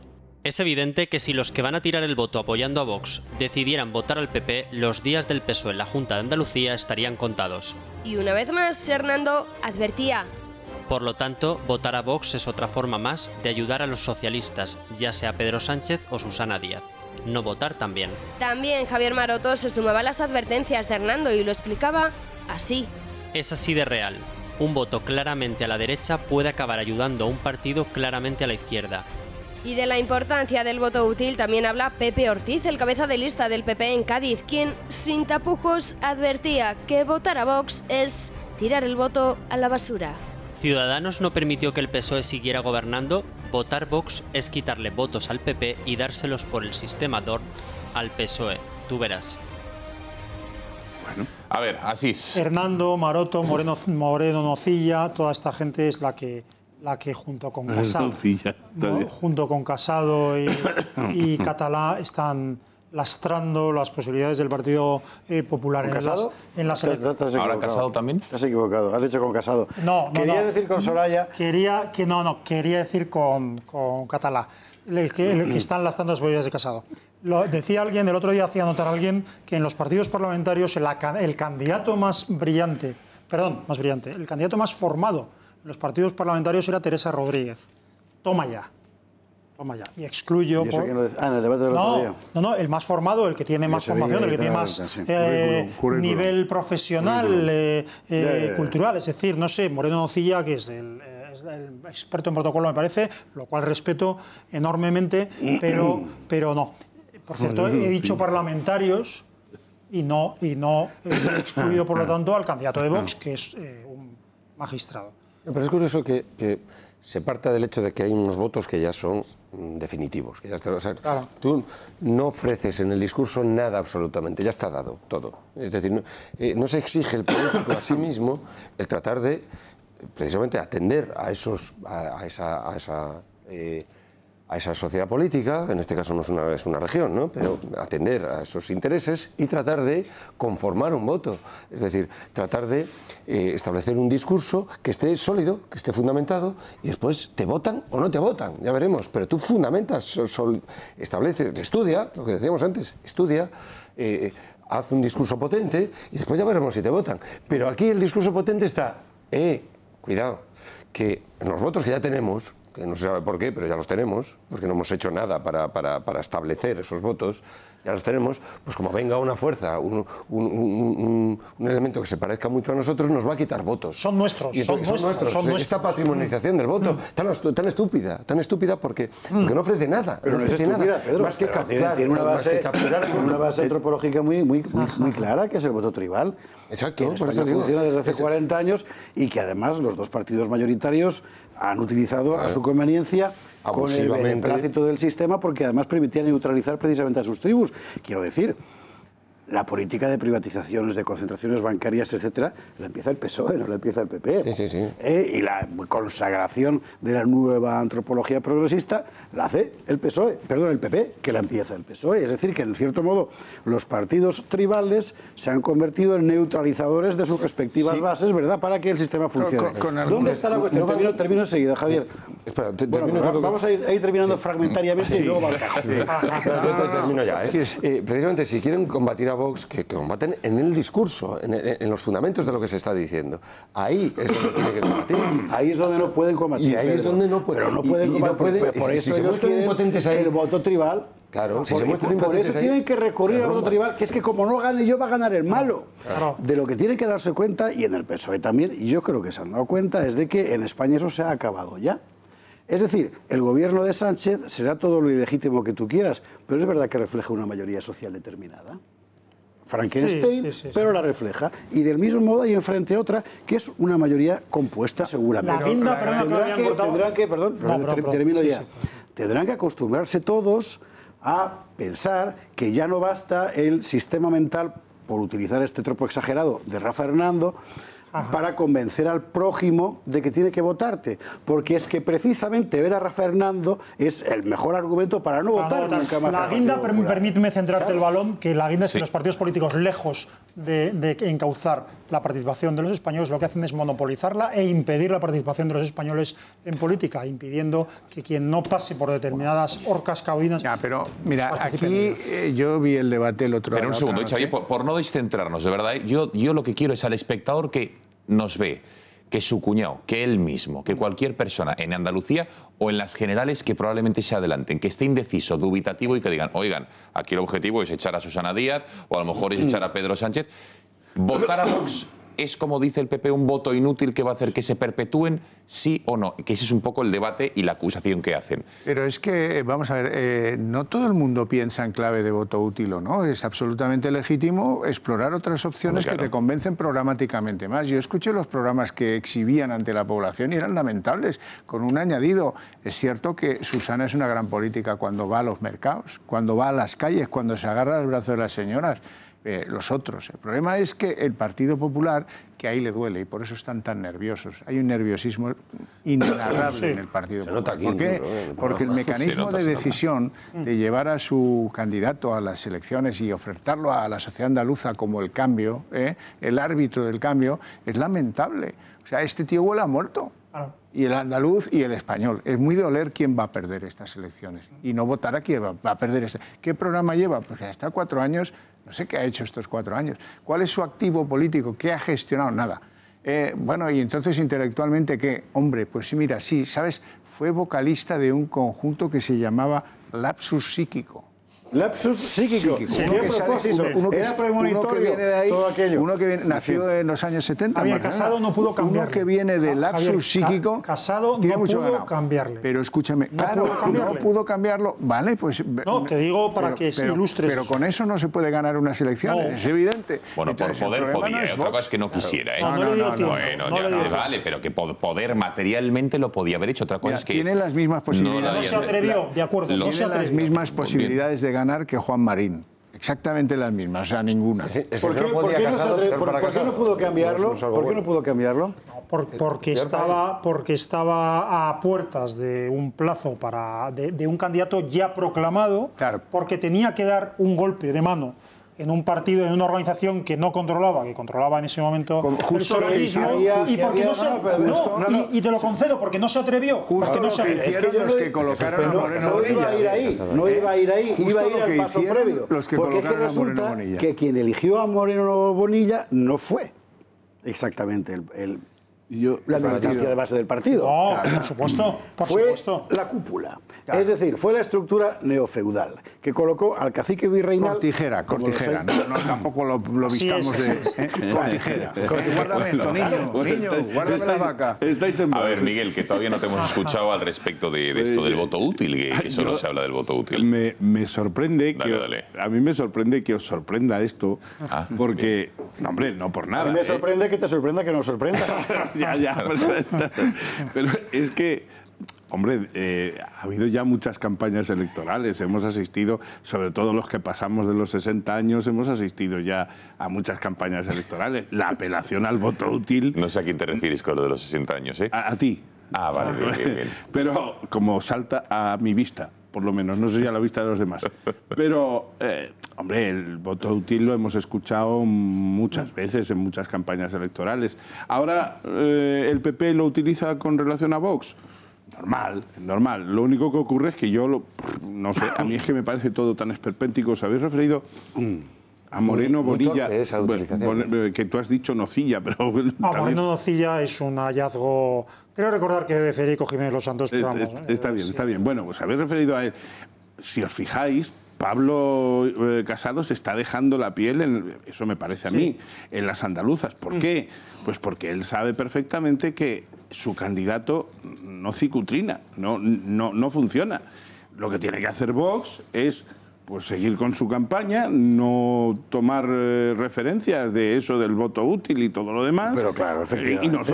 Y nosotros constatar que efectivamente lo del voto útil pues lo vamos a seguir oyendo en tanto no haya riñones suficientes para encontrar una reforma razonable de la legislación electoral que permita poder hablar menos, que nunca se dejará de hablar del todo, pero poder hablar menos de todo eso. Yo, que soy ¿Quieres de allí, decir más proporcional? Más, sí. Yo querría decir que, puesto que soy de esas tierras, vamos, yo me considero semi-andaluz porque ¿Pero si tú eres extremeño? Soy extremeño, pero estoy en la falda norte de la gran peina andaluza. Vale, ¿pero de dónde eres? Extremeño. Vale, pues ya está. Pero con acento extremeño andaluz digo un verso. Como Gala, un verso. Dale. Mira que soy perro viejo y estás demasiado tranquila. ¿Quieres que te dé un consejo? Vigila, mujer, vigila. No sea acaso que al PSOE le ocurra algo antes de las elecciones del 2 de diciembre, que en política una semana es más que un siglo. Sí, que hasta el rabo todo es toro, muy bien, pero todas las encuestas y todos los indicadores dicen que esta señora va a ganar, va a bajar. Yo creo que ganará, pero las encuestas, como se sabe, como todo el mundo sabe, las encuestas son el elemento más fiable que tenemos. Venga, que quiero hablar de Franco, venga. Estas elecciones son las primeras elecciones importantes que van a ser interpretadas en clave nacional. Sin lugar a duda. Entonces, ahí se equivoca totalmente el PP si lo que busca, porque van a ser leídas en clave nacional, y como no ofrezca una alternativa a Vox frente al separatismo catalanista mucho más contundente, se va a equivocar, porque se puede hundir. Hay una cuestión que yo quería, que es que, Miguel, yo es que no me la sé. ¿qué plazos hay de conocimiento, al menos, de acusaciones sobre el caso de los ERES? Porque hemos sabido, por ejemplo, que el Tribunal de Cuentas lo que saca sobre Chávez y el otro y tal, y lo que pide de cárcel, etcétera. Eso por plazos, que es que no lo sé. No te entiendo puede la pregunta. afectar, no te entiendo la pregunta. Si por plazos puede afectar a la campaña de las andaluzas nuevas noticias que haya en torno a peticiones, etcétera, respecto a los casos de los seres. Que yo pueda prever. Dice, no, que si sabes si está previsto, es que no tengo ni la menor idea. No, yo creo que no. Yo no iba por ahí, No, pero yo sí, es simplemente por conocimiento mío. A ver, el amable telespectador que diría la señora Díaz ha tenido el pesqui suficiente como para promover unas elecciones que se aleje lo más posible de la emisión de una sentencia.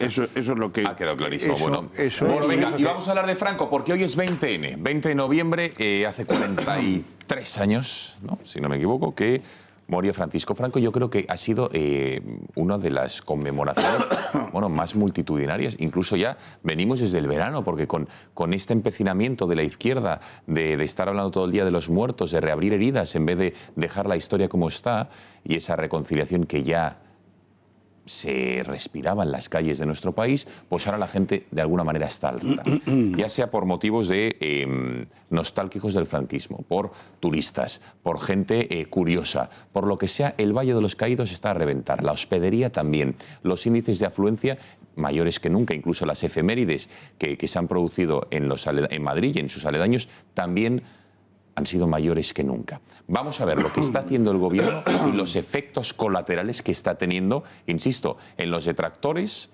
en los partidarios y al fin y al cabo, digamos, lo que está haciendo es que la convivencia que teníamos ahora, la tranquilidad que teníamos, se está viendo sin lugar a duda alterada por ese sectarismo del Ejecutivo de izquierdas. Vean. Es 20 de noviembre, aniversario de la muerte de Franco, pero ¿será el último 20N con sus restos en el Valle de los Caídos? El debate político vuelve a traer a la vida al general Franco, ya sea por la exhumación de sus restos o por el 43º aniversario de su muerte. Lo primero que hay que tratar de descubrir es por qué el jefe del Estado ha vuelto. ¿Es el PSOE el causante de revolverlo todo y de provocar un problema inexistente hasta ahora? Imágenes como las de hoy demuestran el aumento de la afluencia de personas, colas para poder entrar en coche, colas en la misma puerta. Todos han querido asistir a la misa que se ha oficiado a las 11 de la mañana. Esta misa se celebra todos los días en la Basílica, pero hoy con más gente que nunca. Esto es lo que ha conseguido Sánchez según las redes sociales. Colapso en la carretera del Escorial en los últimos meses. Ha habido un aumento del 113% respecto al mismo periodo del año pasado. 53.000 visitantes más al mes. También ha colgado el cartel de completo la hospedería Santa Cruz, situada en el enclave del mismísimo Valle. Pero también se han conseguido otras muchas cosas. Un conflicto que divide en dos a la sociedad española. Que la familia se lo lleve a cualquier tumba particular, pero no en un sitio que sea ni de centro de peregrinación, ni de honores, Los restos, por mi parte, que los tiren al mar si los peces lo aguantan. Levanta ampollas, reabre heridas e incluso aumenta el odio. Lo que está claro es que el debate político que esto provoca solo tiene un origen: el PSOE. El mausoleo. Bueno, a ver, Esparza, esto es lo que está consiguiendo, los frutos que está consiguiendo la división en la sociedad española. Es todo un auténtico apocalipsis zombie, y nunca mejor dicho en este caso. Aquí hay dos debates. O sea, hay un debate sobre Franco y el franquismo que hay que tener y que es lógico tener, pues es un debate histórico, político, y que me parece que es muy importante y además muy enriquecedor. Y luego hay otro debate que no debería ser tal sobre la política de este gobierno, del anterior de Zapatero y del anterior por inacción de Rajoy, acerca de la libertad de investigación y de la memoria histórica, que sencillamente es liberticida.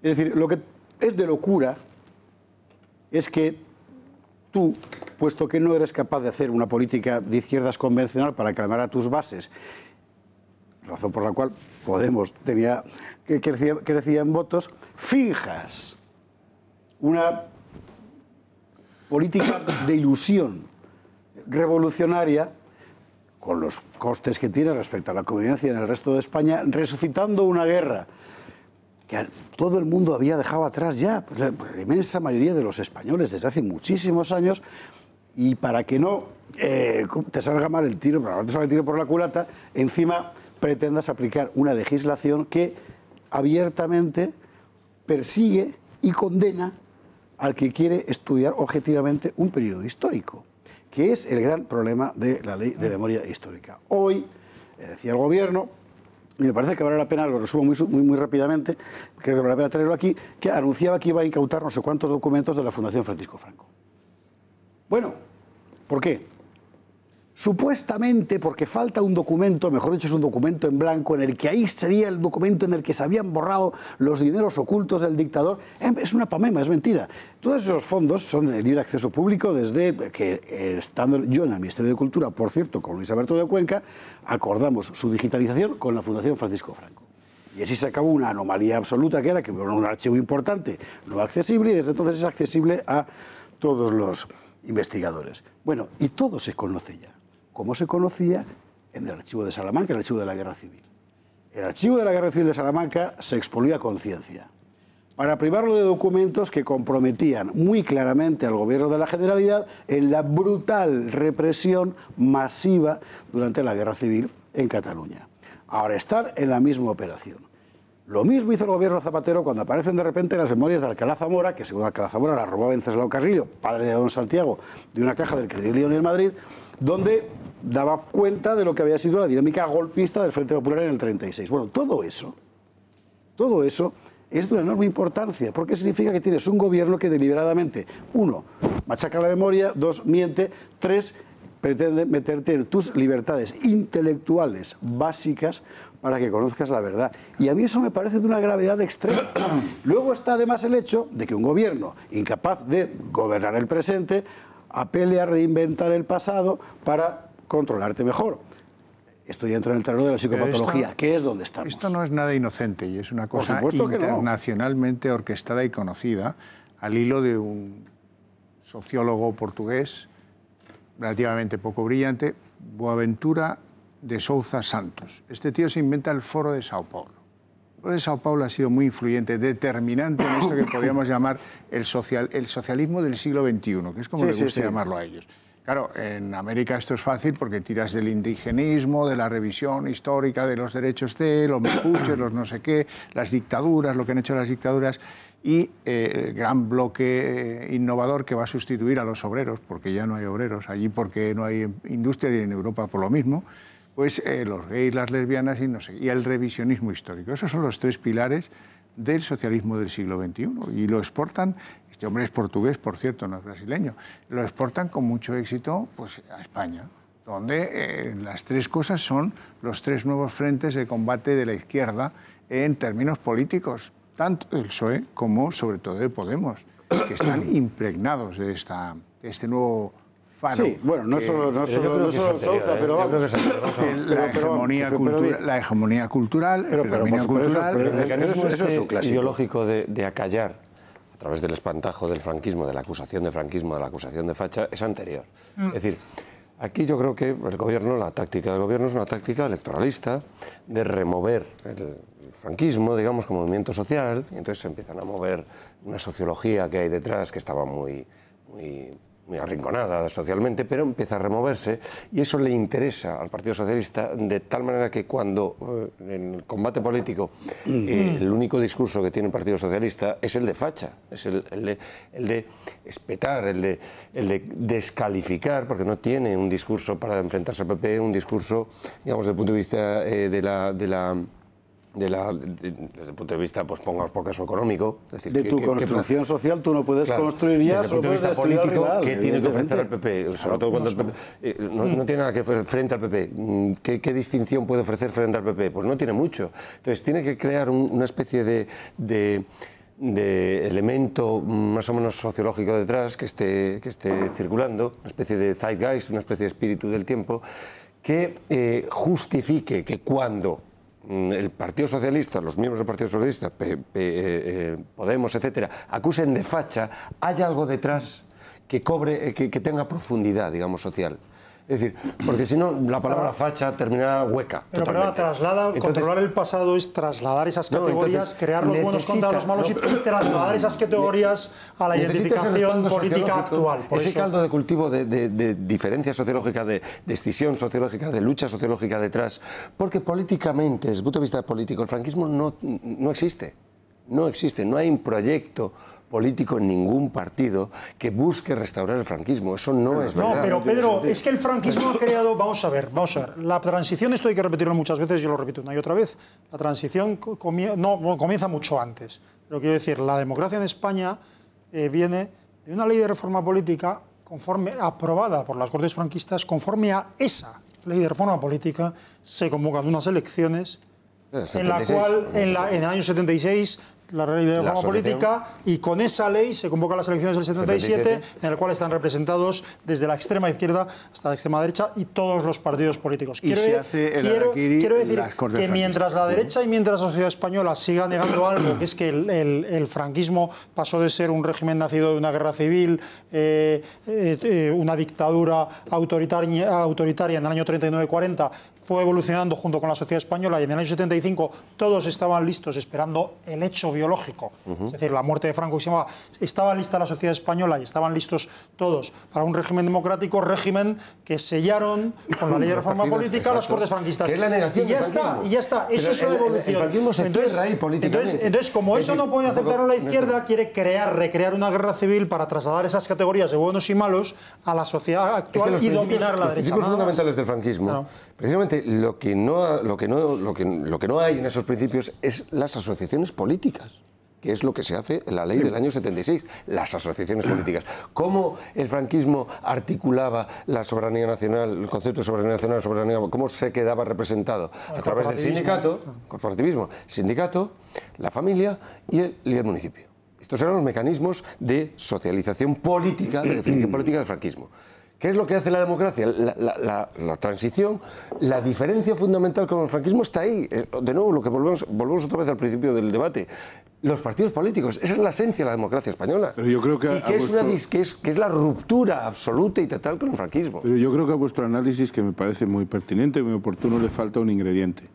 Y es que, en tanto la izquierda no se recata en absoluto de poner de manifiesto todos los vicios, todas las desviaciones, todas las muestras dictatoriales que dio el régimen, la derecha tiene un complejo absolutamente acreditado cuando se producen esos desahogos de la izquierda recordando los crímenes del franquismo. La derecha no es ni siquiera capaz de decir, miren ustedes lo que pasó antes de la guerra civil, en tiempos de la República, fue esto. Relatarlo no son capaces, son unos meapilas, desde mi punto de vista. Pero no es una cuestión de meapilas, es cuestión de política. No es cuestión de que sean cobardes, es cuestión de que les interesa crear un caldo de cultivo. Pensaban que la derecha, Pedro, tenga sentido, pero no lo tendría. No, perdona, Pedro, yo me estoy refiriendo a la derecha, es decir, a Rajoy, a Aznar, a todos los que en la derecha han sido, incluido el mismísimo Fraga, que en su día fue motejado de todo lo que se le motejó. Nadie ha sabido hacer un discurso tan puesto en razón como el que vosotros estáis haciendo respecto de la descripción de cómo se acabó el franquismo, y nadie ha sido capaz de poner de manifiesto ante toda la sociedad, y allí donde la caja de resonancia es más potente, quiero decir, por ejemplo, en el Congreso de los Diputados, nadie ha sido capaz de decir, miren ustedes, que es que al señor Calvo Sotelo lo mató la escolta del preboste vuestro. Claro. No han sido capaces. Lo hizo una persona, Miguel, Esperanza Aguirre, en la Asamblea de Madrid, diciendo claramente cuál fue la situación. No, quiero decir que se atrevió a decirlo, tenga una significación. No debió tener mucha difusión, porque yo me considero un hombre medianamente informado, y yo de esa no me enteré. A lo mejor es que se me ha olvidado. No, explicaba que los hijos de los fundadores de la República se fueron al exilio, Marañón, Ortega, y mandaron a sus hijos a luchar con Franco, no porque precisamente Marañón, Ortega u otros fueran franquistas, sino porque sabían que se estaba luchando contra un totalitarismo soviético y no contra otra cosa. Así, estoy de acuerdo, pero ¿estáis de acuerdo conmigo en que hay una asimetría, un desequilibrio glorioso, entre comillas, entre el desparpajo que tiene la izquierda para poner de manifiesto todo lo que tiene que poner de manifiesto, que yo no digo que no se recuerde. Es estrategia política. Yo creo que no se puede interpretar en términos económicos. El elogio de la izquierda a sus dictadores criminales, a sus criminales tales como Largo Caballero o como Prieto, cuyo escolta, por supuesto por orden suya, asesinó ni más ni menos que al líder de la oposición. Eso ellos lo elogian, y a ninguno de nosotros se nos ocurre. Yo vivo cerca de la calle Dolores Ibarruri y no se me ocurre pintar de rojo el monumento a Largo Caballero que hay aquí al lado. Sin embargo, la izquierda elimina todo rastro de un pasado. Hay una cosa divertida. La cosa divertida de Esparza y lo de Pedro después de la última pausa de publicidad, y regresamos aquí al Gato. Venga, hasta ahora.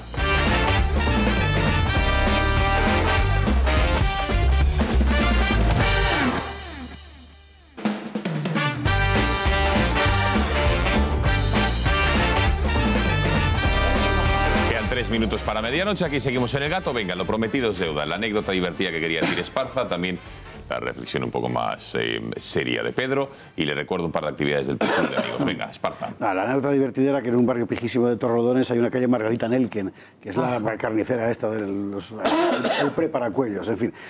Yo quiero subrayar una cosa. Me parece que es muy importante centrar, por supuesto, el debate sobre el franquismo es muy importante, pero creo que es decisivo centrar la cuestión sobre el hecho del atentado claro contra la libertad intelectual que suponen todas estas políticas de memoria histórica, que simplemente aspiran con toda claridad a condenar una opinión objetiva basada en hechos. Es una auténtica locura. Pues estamos en ellos. A mí me Pedro. parece que es importante que digamos, el casus belli, que es la cruz de los caídos.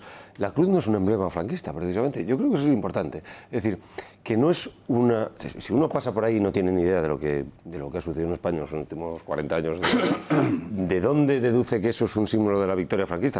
Tiene que ir a los documentos. Ahí sí, el documento del año 40, cuando es una cruz de la victoria, efectivamente, después rectificado. No, que tampoco, porque Juan de Ábalos te demuestra que eso no fue así finalmente. El decreto habla de la victoria. El decreto habla de la victoria. El decreto es clarísimo, es una cruz de la victoria. Pero después se rectifica en el año 57, creo que es el decreto, y ya es una cruz que representa la armonía y tal y cual. Pero si uno pasa por allí, no ve ni victoria ni no victoria, ve una cruz que es un emblema cristiano. Totalmente. Entonces, claro, si, por ejemplo, los nuevos ministerios tienen forma de 12 y martillo. Eso sí es un emblema. Sí, pero desde vista de pájaro, desde vista de vista con un dron tendría pero que eso sí es un emblema. Sí. Que hay que subirse al cielo para verlo. Pero sí es un emblema ideológico. Sí. Ojo, que a mí no me parece bueno, mal, pero que no tenemos tiempo para más. Déjenme recordarles 2 actividades del Club de Amigos. El próximo lunes, atención, invitan a la presentación y podrán compartir con ella con Pilar de Arístegui, que nos presenta su libro Laberinto de Intrigas. Esto va a ser el lunes que viene. ¿Podemos ver el cartel promocional? Hombre, es María de Austria, si no me equivoco. Exacto, Ana de Austria, les lee aquí, de infanta de España, reina de Francia y madre, evidentemente, del rey del sol. Junto a la autora va a intervenir también Eduardo García Serrano. Esto será el próximo lunes a las 26, a las 6:30 de la tarde. Y mañana, miércoles, a las 7 de la tarde, Mario Conde dará una conferencia en el Club de Amigos sobre el estado de la justicia en España. Que imagínense, con todos los asuntos de actualidad que tenemos encima de la mesa, lo interesante que va a ser Mario Conde con, bueno, toda la experiencia que tiene. Habrá cambiado el guión 7 veces en las últimas 24 horas. Como se dice en mi pueblo, se va a hinchar, ¿eh? Se va a hinchar, efectivamente, a las 7 de la tarde, y pueden conseguir, efectivamente, las entradas llamando al 91 616 24 64 o escribiendo a club@intereconomia.eu. Ya lo saben, el lunes Pilar de Arístegui y mañana Mario Conde. Que lo disfruten sin lugar a dudas. Pedro Insúa, ha sido un placer tenerte esta noche en el Gato. Xavier Cajo, más ver. A más ver. Asís Timmermans, muy buenas noches. Que vaya todo bien. Miguel Durán, prometo que vaya todo bien. Esta noche no me tengo que poner el termómetro en ninguna parte del cuerpo. Sí, muy bien. Entonces, qué horror, por favor. José Javier Esparza. Que sean las 12 para decirlo. Ya lo ha dicho. Esparza, que gracias. Y buenas noches. Gracias a los 5. Nos vemos mañana, señores, puntualmente a las 10 menos cuarto, aquí en Intereconomía. Que pasen buena noche. Adiós.